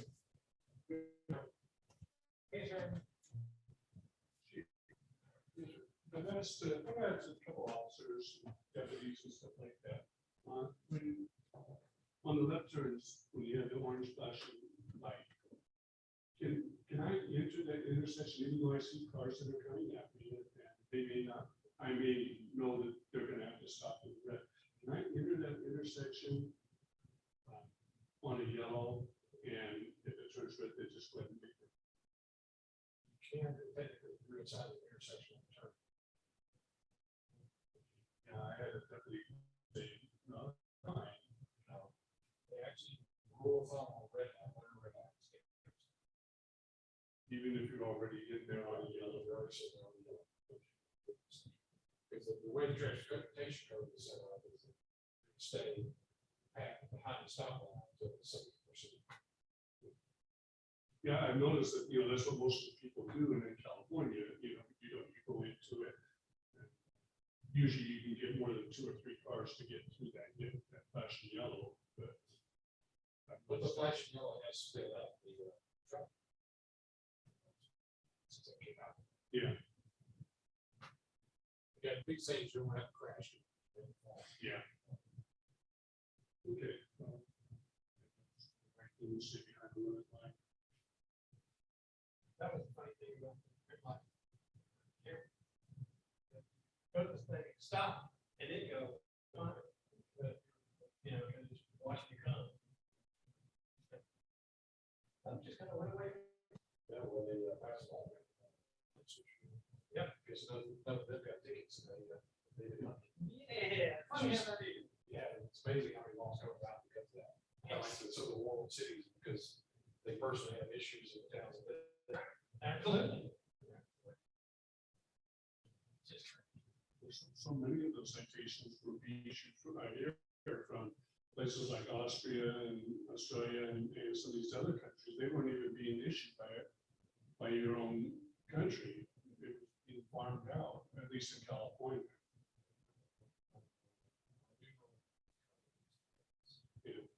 We have red flags.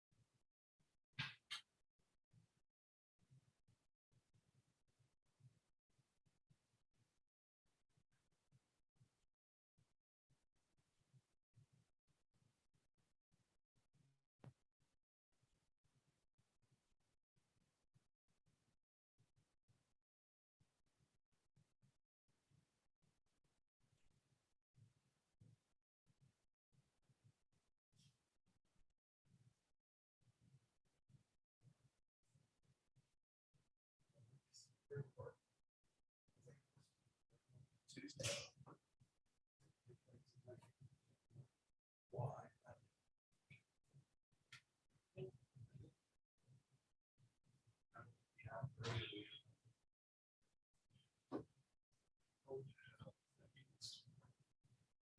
Thursday for the trip.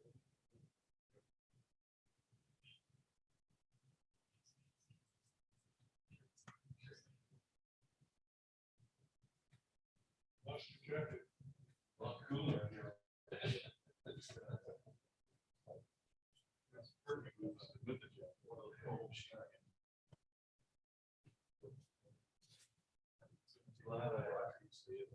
Yeah, Birdwell and Central started getting smart about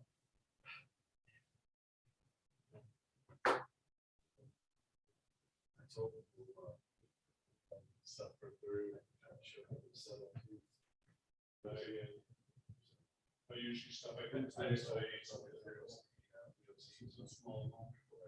Who's your department lead? Yeah.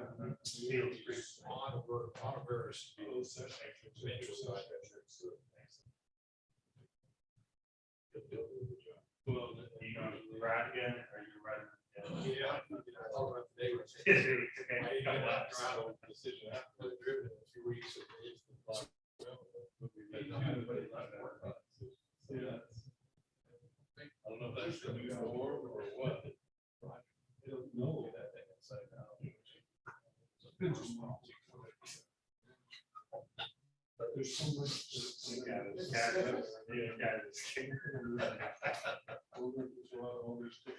Oh, I ran into him a while back.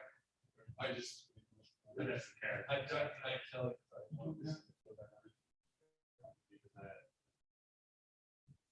Yeah.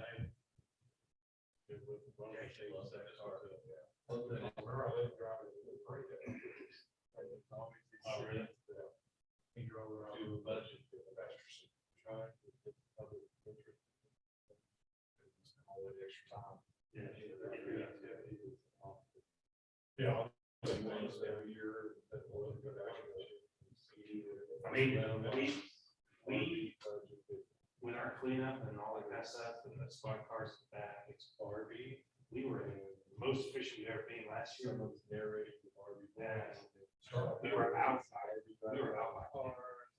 This year, we bike going back to work, get lunch. This is going to be paid. I think EOC is going to be 8 to 10:30. I love it. All the cameras froze up. Remember when the cameras all froze? It reminded me. I'm sorry, I was saying that. I just want to. I've just got some notes from last year. It just says cameras didn't work.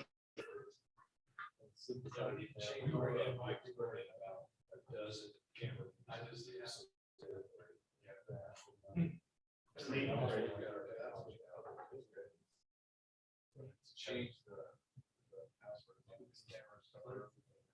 Yes, we do, because that's what we're talking about. And then focus on the other cool thing we can do now is issue on program. Oh, wow. Actually, that's how much you need. Oh, wow. Yeah, these are just, they sketches. They know the answers behind purchasing them. So they just got to market that asshole. They're tight. You get a grant. So for the young camera, I don't know if they can all. Yeah, they're all waiting. But and I think even the body cameras do LPR, won't they? Yeah, the budget process is LPR series workshops where they extra where they cost extra. Oh yeah, it's all ideas. Those are for the direction in the car. The council refines it for the pickle relay. The rascals and then you give carts. Not those rascals. Yeah, you know, I huge outdoor screen now. The people just go. Screen and I bought this little projector online. I did a cast time today looking at that. It's 300 screen, 400 screen to pack it. It's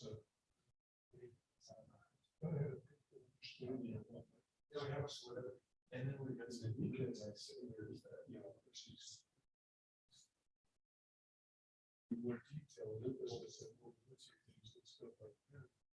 Everybody right now. You actually do your own movie. Well, you can do your own commercial. Just a great I remember. Yeah, I had a lunch today.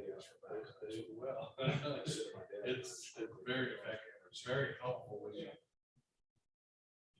beforehand here and then go to you reviewed it. If they get, turn the car on.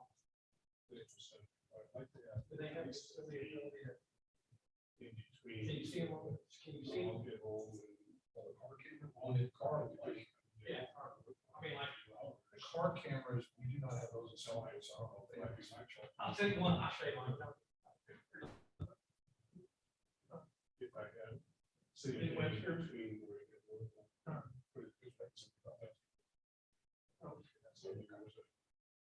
I used to like. Sometimes. That's everything. Well, the streets are cold. Well, many of them, I think, counted in. One police officer on night shift. Here, neighbor across the street. And, you know, stopping over or key. But. I'd also. Leave it running. I would just. Which is a finance guy, you know, I didn't say. One of the. I just sit there walking my neighbor. One story. Who now is his wife. So I. He always lets out at all, so he would be in a ready state, if you will, you know, like. He could just say, he was watching the neighborhood. That's a lot. So he shows up in dispatch. So in your answer to the question, we can't have it's all pre-recorded. I just know our current camera, it starts recording and have the action all right. So we can actually download it. So technically the car is long articles. We can actually download. That was kind of my thought on those cars in time. I figured he's doing something like that. Yeah, that would be better. It's live. No, I think he was doing this. He would still be visible in dispatch when they were looking at for the, you know, every unit. I told Larry to start that lecture today. Although I did my.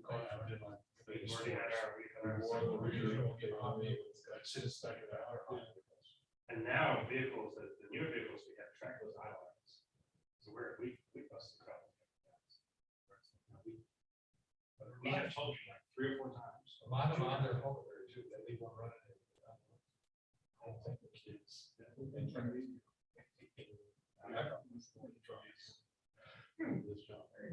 Keys are in my house. I love that job. But sometimes our folks do a call the camera running. Yeah, because you're going to get a drink now 5 years. Well, that was only because I lived in the middle.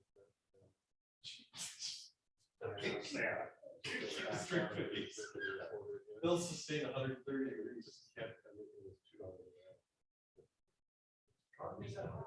Yeah, but it'll work at 130 degrees. And just weather right now, 130 degrees in that car is pretty good. Yep. Because it does get, I mean, I was hotter than anything.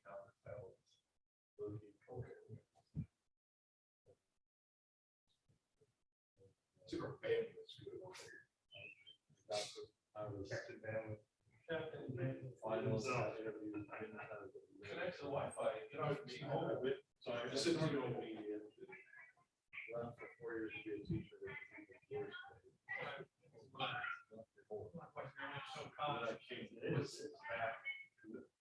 Actually, teaching was a better pay. Yeah, she did worse pay because I felt like I know I love it, I can do well at it, and I lose it all.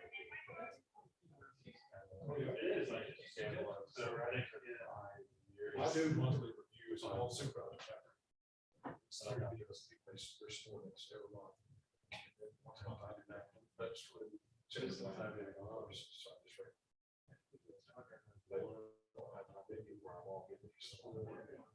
Especially if you can hold counts. And that's. Did that, I mean, I was sure early on with. Remember stop time that time? It was a couple Friday ago. And 5 o'clock, and we were all there. And it was, I was me and then Charlotte and then Rebecca. So we turned, come out there and turn right. You know, it goes slowly. Lose somebody. And you know, just nobody there. I just kind of stop, you know, roll for. Really. Anyway, Charlotte was right behind. And then Charlotte, lights came on right behind Charlotte. I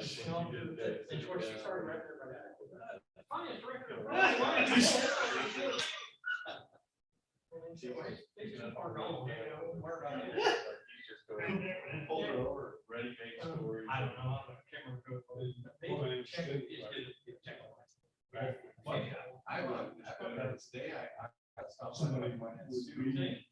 I just wasn't paying attention. I rolled out this canvas. I'm gonna stop. Okay. She was coming at me, a researcher. And I rolled the window down. She said, hey. For the. Yeah. Yeah. But I thought she was gonna pull me over. So. That's an easy one to do just because of turn.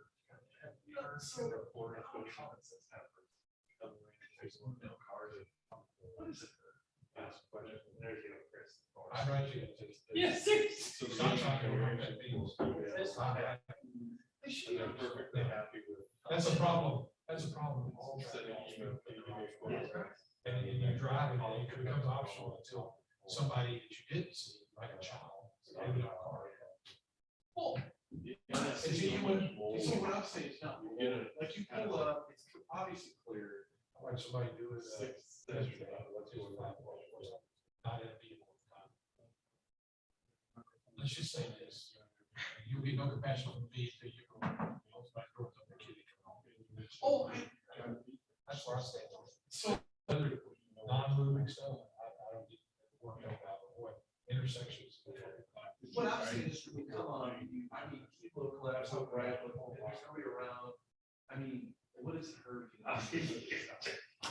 You're on the what is the color? No, I can do that, and I get so much. Then, yeah, I should be written for not stopping and all of that stuff. But just when you're here, I look at things as more, I think some people are. Well, that is common sense. Common sense is if you do it as a hand. I never, but there's some people who get quotes after. I don't know. You're ready or lead or. Yeah. In a public meeting. Correct. What's the magic number of people? Valuable things. I really don't speak. They would banter about. I don't speak with the conversation. United, whatever, but when they all. Well, no, that's because that's. Why can't I work about my story?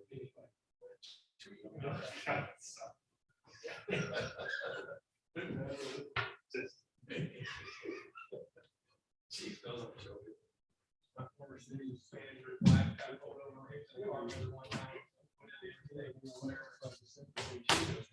Everybody going 80 miles an hour, and she got pulled over. She said, well, I was just in the flow of traffic. They had several people. So everybody going on, and the whole group got pulled over. And then everything else. He said, yeah, look, I did. She would arrest the flow of traffic because they were all pulled over too. Everybody going. Well, the truth is, everybody is kidding. There's threshold. These guys are right.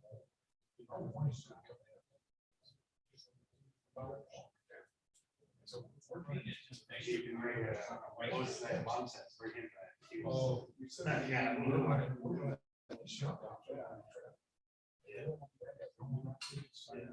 Probably control chair and everything. Just don't. Run it. I ran it yellow. And I was going red, and as I'm going through it, Kelly's like, who was I'm like, yeah, I know. Two more with the shape. And it was flat already. I was running, I went back to the work after he was going, somebody, I'm on my left lane. I said to come, so like, somebody passed. My vehicle, yeah. You just be. Then you see, then, when I was in Fort Worth, and then also Georgetown, I don't understand. I saw them dirt bikes. I don't understand. And in Fort Worth, I saw four. No last place of that. And it's that new trend. Yeah. As a reporter. Doing it because they can't tell us. Yeah, just all go together and that's yeah. They're all doing really stuff. Active. I like this. I know that yes. Stories where. For example, I would like to delve into the school issue. I just find that T-bone the other day. I started working, taking all the left hand. That's just like I was, which I just like. You know, that long line.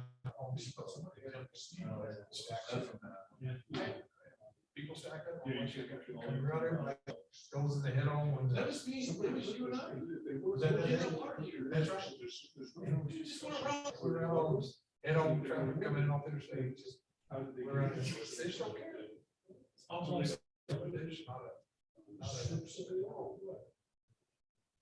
Yeah, I don't know why. Yeah, it feels worse with those. It feels like those are people that. Although you get to a ranch, the other one's the one. Like the person that wasn't. It's an entitlement. Yeah, it is. When you pull over, that's what. Well, Sunday. 93. So you know that long, Jews went out into the center lane, drove all the way to the front of it. That's why they didn't turn into the shores because I almost wanted to get out and not take that left hand turn. Just if you're that entitled. I know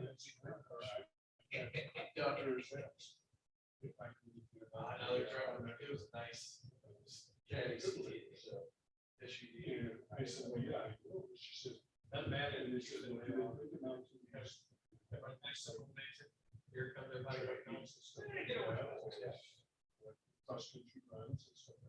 All these texts are not law like see that Missouri. Are they on the interstate? They say you don't, there's a point, don't get over this or that point. They sit there and wait 45 seconds.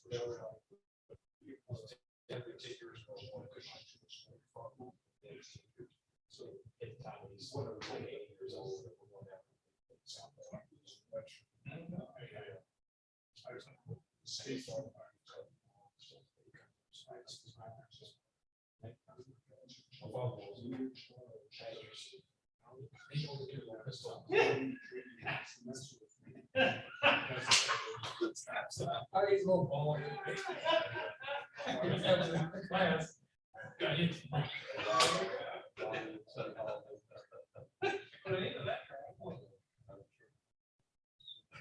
No doubt he's shot. Some of the people serve that. That's what's up with that generation. I did school. Built different. My grandfather, he got codes actually was like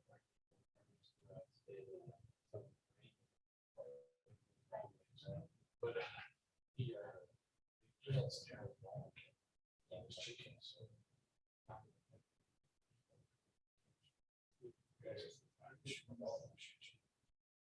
And one now, just make sure you're ducking.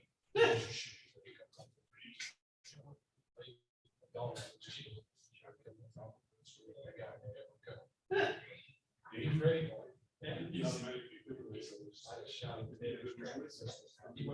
only had one eye. Also, that's cancer.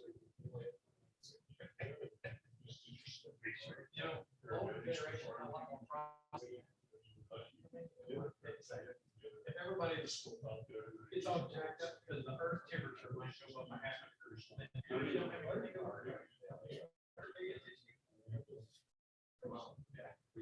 You're a father, you need a room in this destroyer. Yeah, it's 150. You're on the coast of Japan. He was on the coast of the Rock Lost.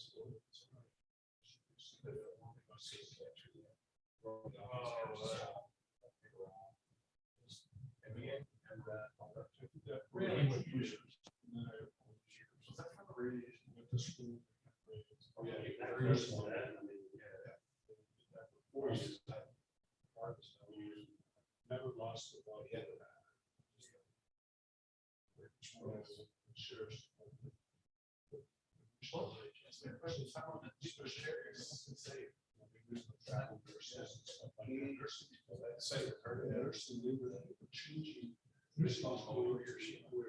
The crazy one is being suffering. That's a lot. So it was kind of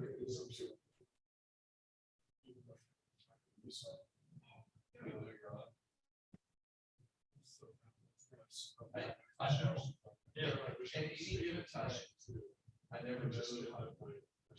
I never. So and it was smoother than riding on a carrier. The carrier was first of all, understand it's crazy the reason. Now I knew where to go look and see how people were. So I'm gonna check it out.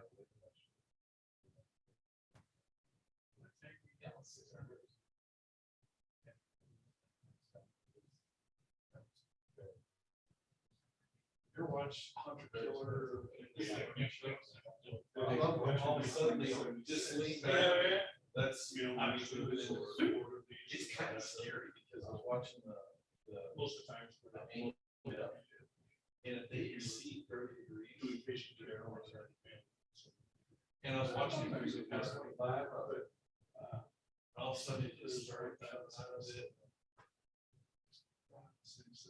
And then we went into a back. It was so, it was just great. We were tourism in the situation. Back to some patients. That's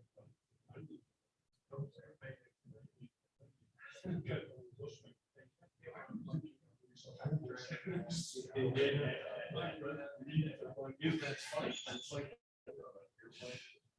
that grass is armor on that. Pull that out everything.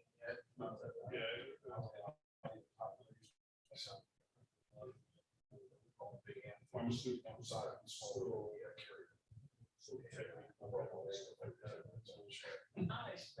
You were that person. Yeah, lateral, differences, they're like this, and I had friends from yeah, Brandon, of course, I analyzed, I'm like, pain.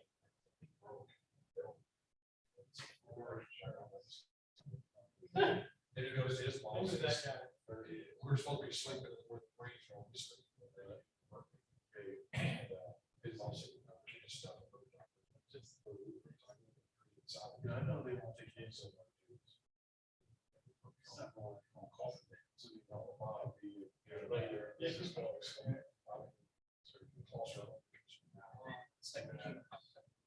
I had the bottom, they put me on the bottom right. That's where I was. I couldn't climb. Man, I'm gonna tell you what though. I could not touch it. What they say to me is, I woke up and started so much. Good roads that we made you not take your leg. That did. Oh, God.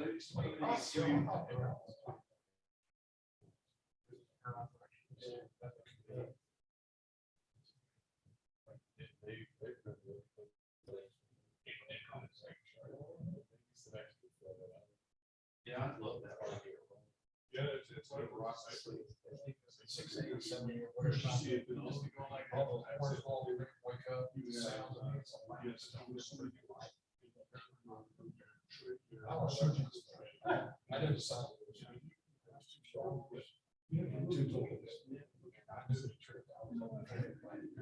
They told me not to get bird. I didn't know these. There's some kids running down. The allergies got to give me.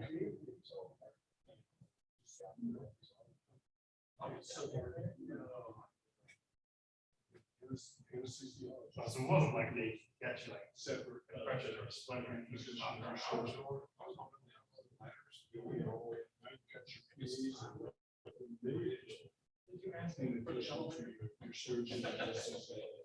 I was just chasing people when I started out. Like 20 years old.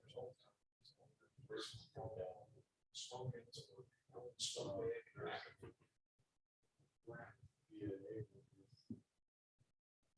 How's he settled in there?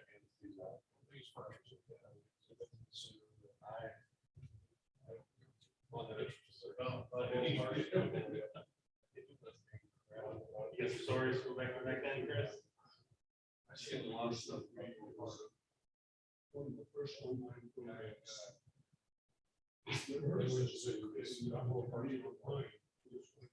no, seriously, that was back when I lived there. So I actually agreed. But what is this? I did that. This was just, that was quite, this was just. West Boy. need to have a protocols to, that's 12%. So I have. Yeah, city was in, that's right. We did forward. Right. And I said, you know who else? We're gonna really good service to. Yes. That is amazing. They have they've created a complete ecosystem. That is self-sustaining. You raise your own clinicals for the students. It's really everyone that won't be sitting in the state park. You have a range from state park. It was hell. Somebody did the big lodge, of course. That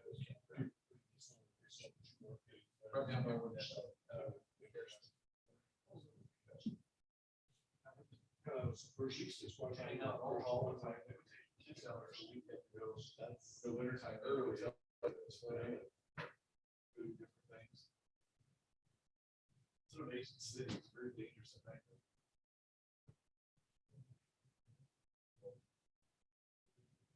Shoot, that's a great move. Oh, it's bad. That's a big clean is what it is. Brian, Texas chief of who's the clip? Who's that? Green Jump. I saw that. Is he Andrew Lopez? Is he former? Okay. All right. Former assistant chief.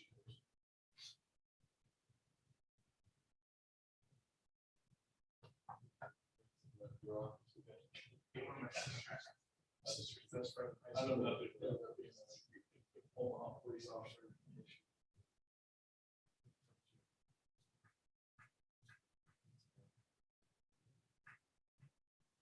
Street Omaha.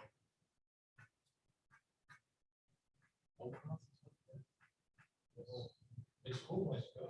You just don't walk it. Now the ballpark.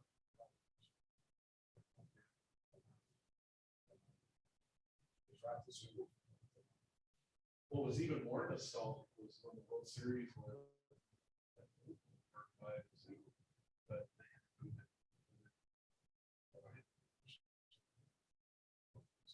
what was happening there? Oh, the old ballpark. Yeah, the zoo wanted it for parking.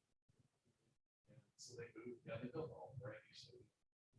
You know that Iowa has two towns. Well, it's Russian airport. Carter Lake. Yes, Carter Lake. And that's actually, that lake is actually Mississippi or Missouri rerouted. But technically that Carter Lake is still Iowa. Yes, it is. Even though it's right across from Omaha. It's a beautiful. Is that from the lake?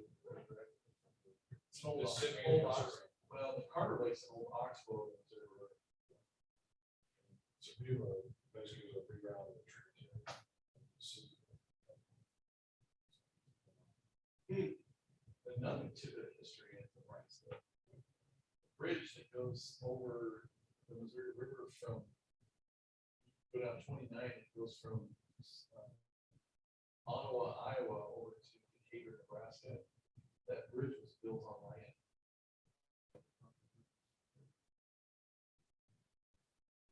That sounds like an anyway. There was no, there was no water. So they rerouted the water to the bridge. My dad, when he was a kid, used to ride his bike out there, build that bridge. And that is a very historic bridge. So I don't know if they'll ever go there now. It's all metal. The decking on it, if you walk over, you go straight down to the water. It's got a grid. I was just texting with my brother. He says in the 70s up the road. Yeah, it's several times both there. I remember going to float the Niobrara River in Nebraska when you're in August, when it's like 100 degrees. It's like floating in Guadalupe, but not as cold. I don't know what happened. It just 6 months. We're floating. Don't miss our estimate.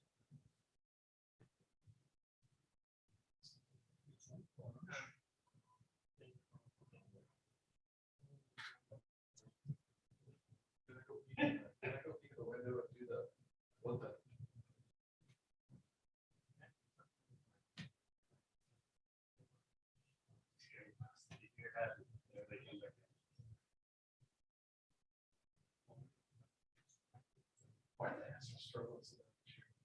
See that the twin gate, oh, see the report? Yeah, so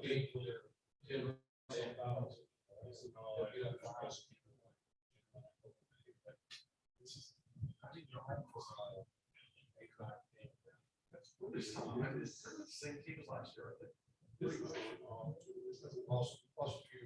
So where would you travel to?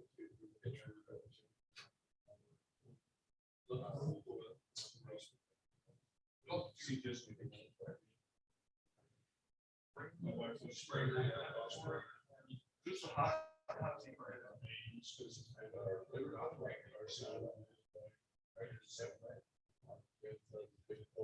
Yeah, he sends these photos and these videos and stuff like that. It's pretty interesting. It's a lot last night.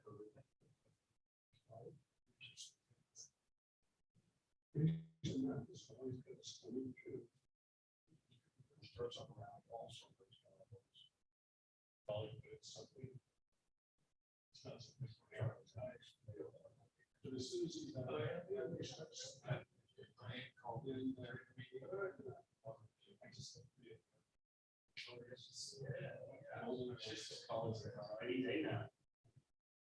She's working tonight. She was watching it. But still, the 19th, the 20th. But she's been having problems with blood pressure. They almost took the baby, almost took her last week. They told her she had just worked all night on such a long. It dropped in 68. My buddy, my best friend from college, just like, yeah. Yes, Colin. Oh. Kind of stuff on.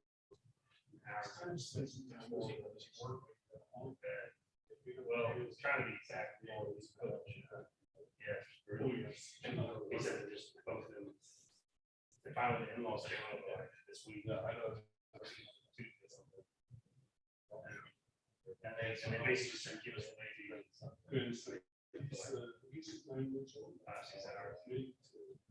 Trying to catch it. He sounded. So that's all just like, you know, because then you also don't know, like, the doc's not like, oh, 2 more weeks and we'll get out of it. Could be 2 days, could be 2 months. And that's, yeah, yes, they do. We're gonna take all of our guys and stay home. 6 weeks off.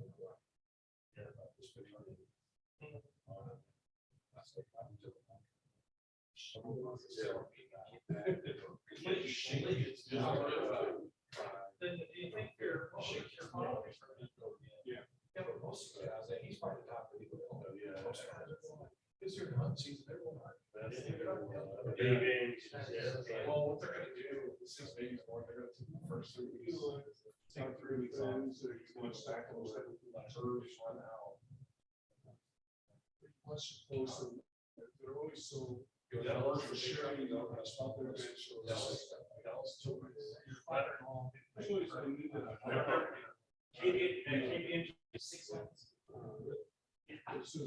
Yeah, my buddy just had to, his sister, has 3 kids, she's had 3 kids in 4 years. Why would you not? That's 18 months. Yeah. That's 6 months. Crazy. 6 months. Well, like, how do you, if we start doing that? I just haven't been honestly like. They start doing labor wise, emergency, that's why super branch came about. Yeah, that's the main reason. So it makes we still. The article I read was talking about that one of those Dallas State water breaks for every, it's like. That's now those people just messed up the rest of this. It was disappointing. Nobody still knows the answer.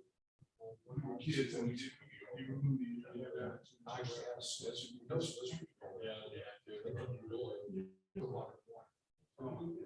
They still we might not. They should start.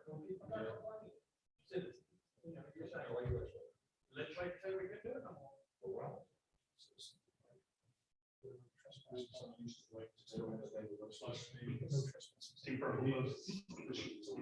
Even more disruptive. Useful plans for trespass.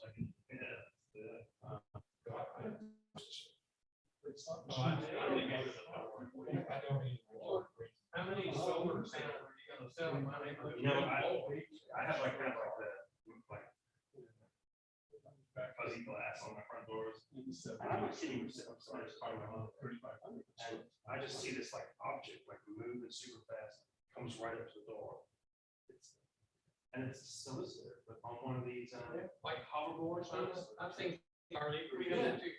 I was like, again, like, and I just see it in the corner of my eyes, see it coming, just. Hey, is that person? Or no, wait, it's not moving. And then straight up, yeah, he did the same thing.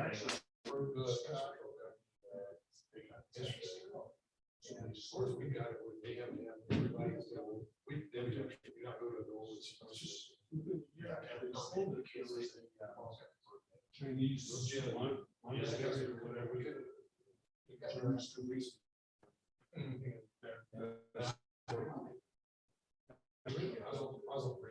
I always tell them, I said, I mean, they might say no solicitor, but that's all. Not in that order. Yes. Chris seemed like always because Steve.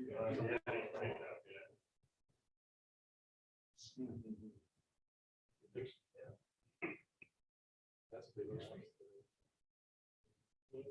Four boys. There's 4 boys. But even for that time, Chief, 7 a.m. Push back. Push back.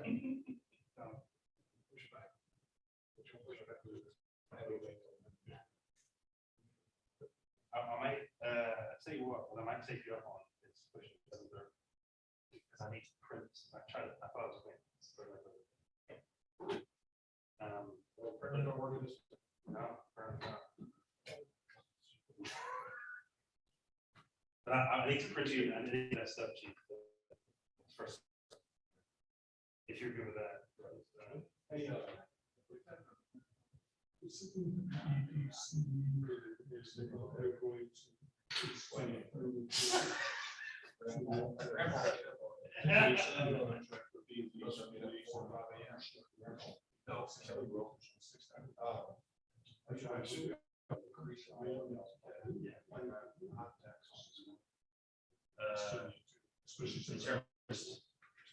just like trash pickup, it's always called a straight motor with a drainage motor today, so that's when we leave the straight bullet with the Lee's comment about the pitch. I was like, oh, okay. He has a specific one in mind. He does, right? Yeah. It's 3-story. Yeah, no, we're in full go. We're gonna trash on all your mistakes. Right on the creek. We were.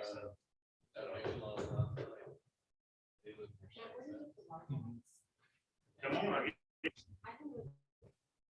just want to make sure.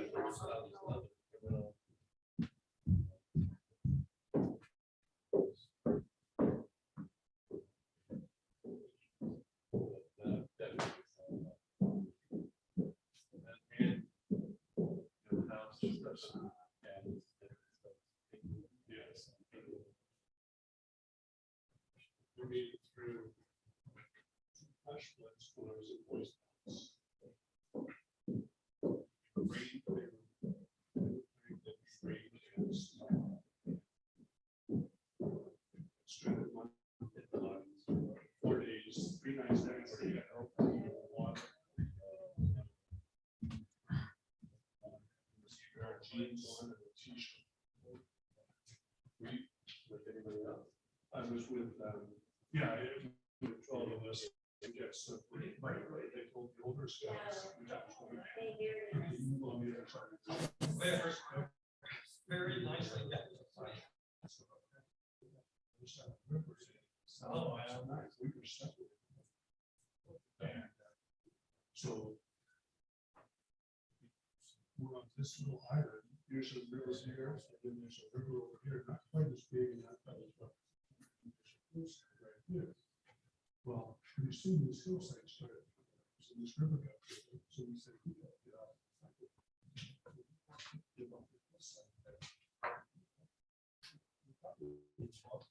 And we did. We actually got there down near the ranger station. I had poison. Looked like I was small. It's just so small. I don't know if I had a picture.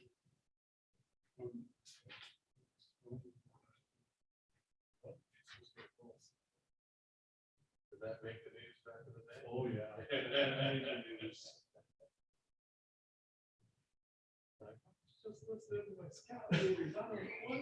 Well, the scout leader is the scout leader.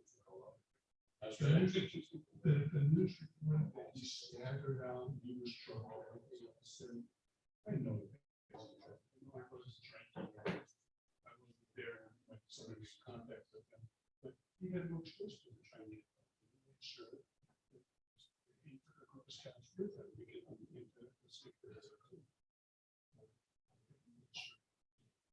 We were as safe as we could be under these conditions, but they accused him of pretty much wrong. Oh.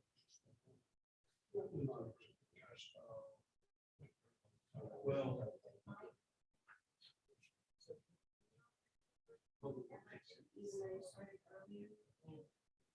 Well, now is the crunch time, so. Yes, I mean, like I say that, we're ready to start putting it together. I mean, like, but, like, I don't know. Make the budget process so easy these days. Season ahead of us. That's right. Yeah. We were on the side, all 4 of us were. You know, in our regional economic development, we had a meeting last week. And they were like, okay, well, we need to go to the name site selectors in Texas, and so Temple regional class like has been there. Lots of site selectors. And it's right down there, we do that. So everyone's talking about it, and they're like, yes, okay. Sure, put it in your budget, we'll use that for our budget process, and I'm like, y'all, we're done, like. I can make it work, but. I don't know if we're gonna be able to talk this on, but. 3 nights. I mean, everybody's so much.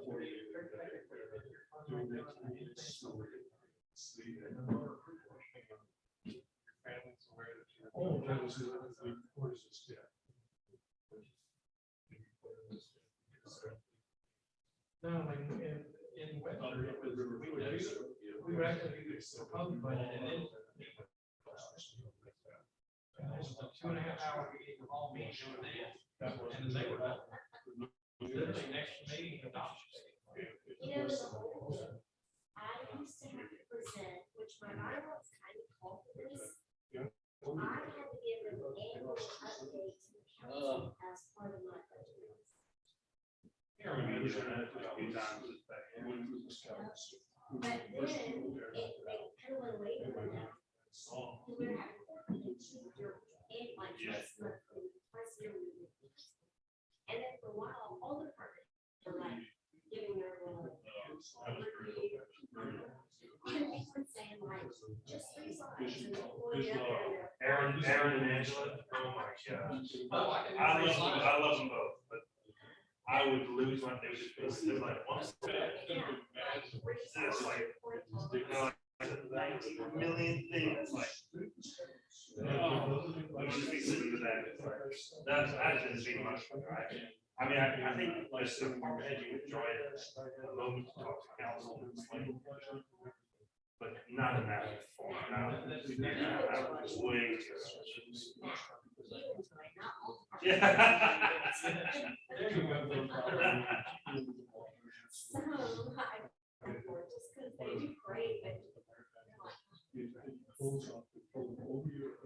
Not kidding.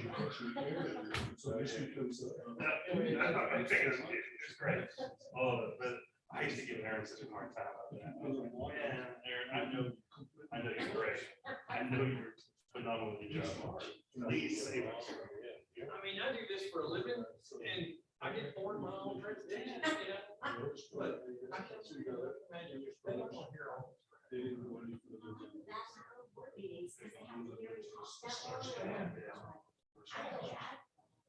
My husband like keeps committed to it,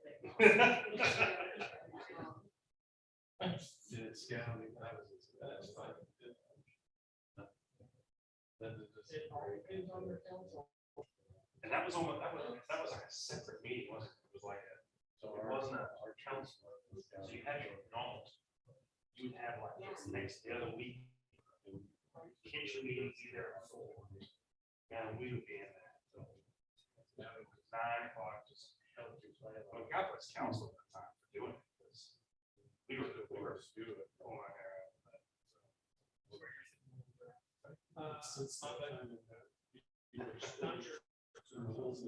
After a couple of go arounds, I think it probably was like,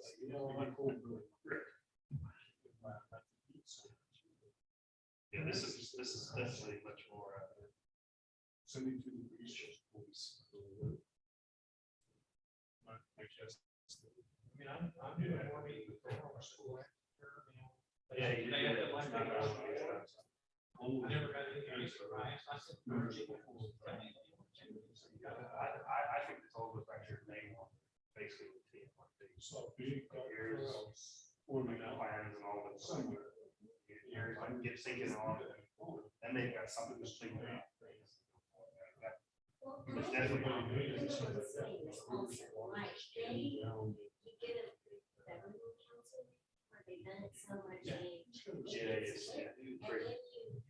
Get some unit changes in that. So she usually it's like, wait. So I feel like that just kind of. I mean, that's it. So like sometimes I feel like we're very engaged in the process. It's like, oh, you know, it's like, wait. Maybe something. I would do it. Where it's frustrating. So there are opportunities to speak. Here you don't speak the word, this person good. My previous council did it. Sitting on her hand. And you get to, you know, wait on the line.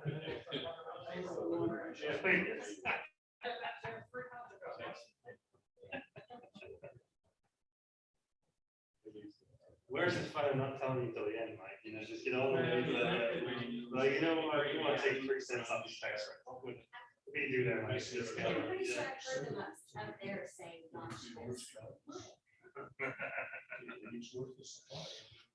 Oh, man. You could do it this way.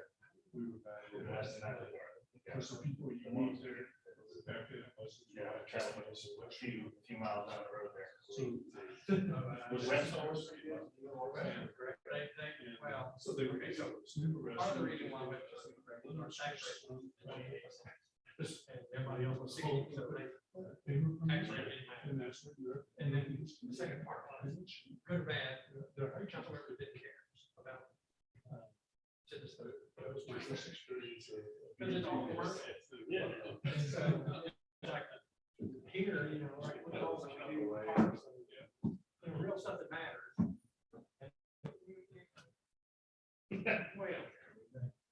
Really, so, they're here to eat Chick-fil-A. That's right. Playground schmayground. I went to Webster for a conference in April. How does this place like even exist? I couldn't see any homes. It was just a street with every single food, beverage, like commercial. It just all it's just straight. Houston, Baytown, all that. Kingman, Bay Area. So it's kind of got tons of around. It's just a straight place you go spend like this. We had 5 hotels, no, 5 hospitals. We had 17 hotels. Yeah, the hotels were Sorry to get shut down. Man, we were playing Monopoly. Yes. We thought about starting Risk next. There is an end to Monopoly, you know. Oh, they're for a movie in the park, the little rescue. We're doing a relay this Saturday. And they run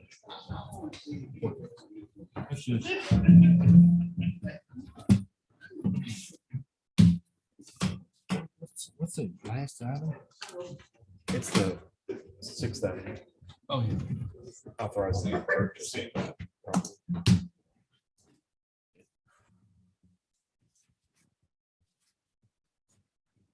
Sandwiches with a bowl. No. You can make a sandwich. Get some Cheez-Its and a Hershey's bar, and you can have a poor man's s'more.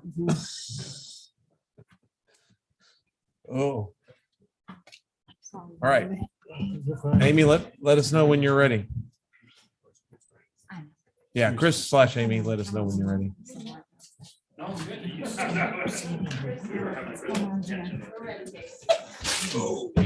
All right. Thank you. Thank you for your patience. We will now reconvene the meeting at 8:32 to consider item 14, consider authorizing the BEDC Executive Director to contract with B&D Mays Limited Partnership for the purchase of 8.7 acres on 6th Avenue in Birdwell. All right, Cynthia. All right, thank you. Okay, let's see. The property is located on, as you said, 6th Avenue in Birdwell. Let me pull this up. All right.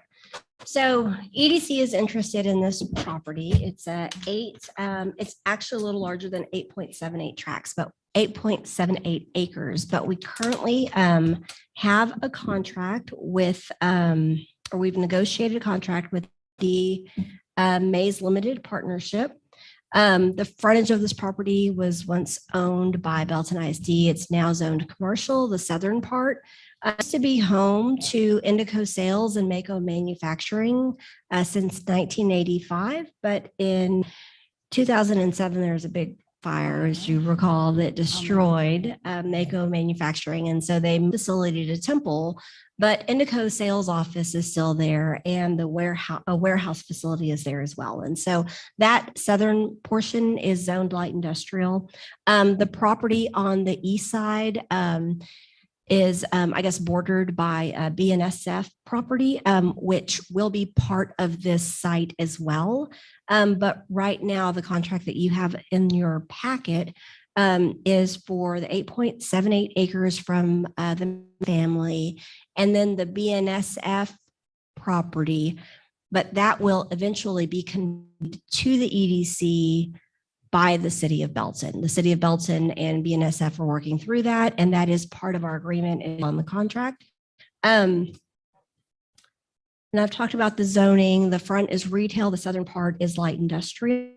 And we feel like there is an opportunity for some light industrial development on this, not light industrial like you see in the business park. We're not talking about big 40,000 square foot buildings, but it could lend itself to maybe small scale manufacturing, beauty, food industry, coffee roasting, bakery, some artisan type manufacturing, leather, woodwork, different types of products that are made and sold. And And so we think this is a great opportunity for that type of development. Currently planning for this site, we have not put any numbers to constructing. We're just thinking through how can the site be used. Let's see here. So the goal is to acquire the site and then maybe make some key infrastructure improvements to start this type of development off.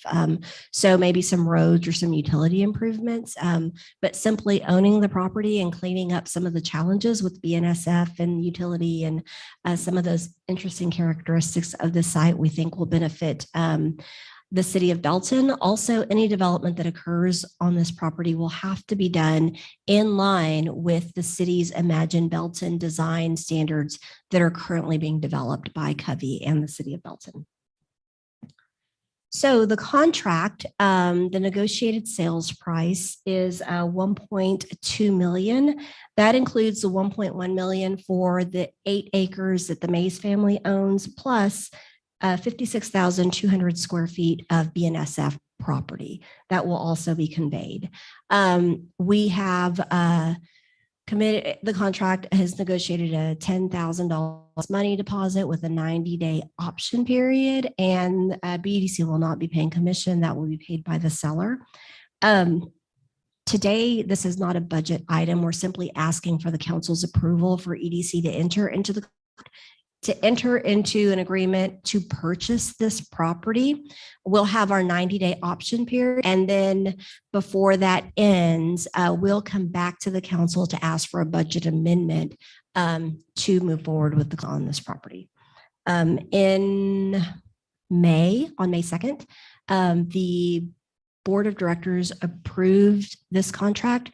We then went out and secured an appraisal on the property, and the came in at higher value than what we've negotiated for the purchase. And so today we're asking for the council's consideration and authorizing the EDC to enter into this.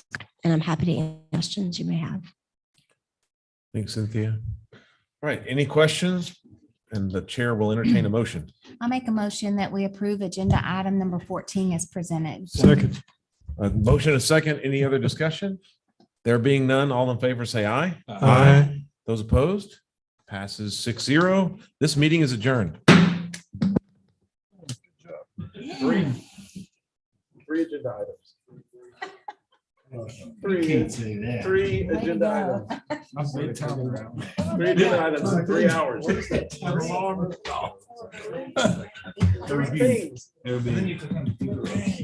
That's a lot. The chicken.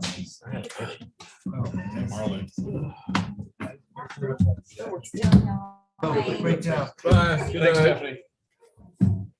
So you know what, that's awesome for Imagine Belton. The purchase. Well, that's, you can control what's gonna, you can now control how they Get build rid it. of the track if you want to. Yeah, clean it up, whatever you want. Well, that's where we need to put a sign. We put Imagine Belton sign on it. Yeah.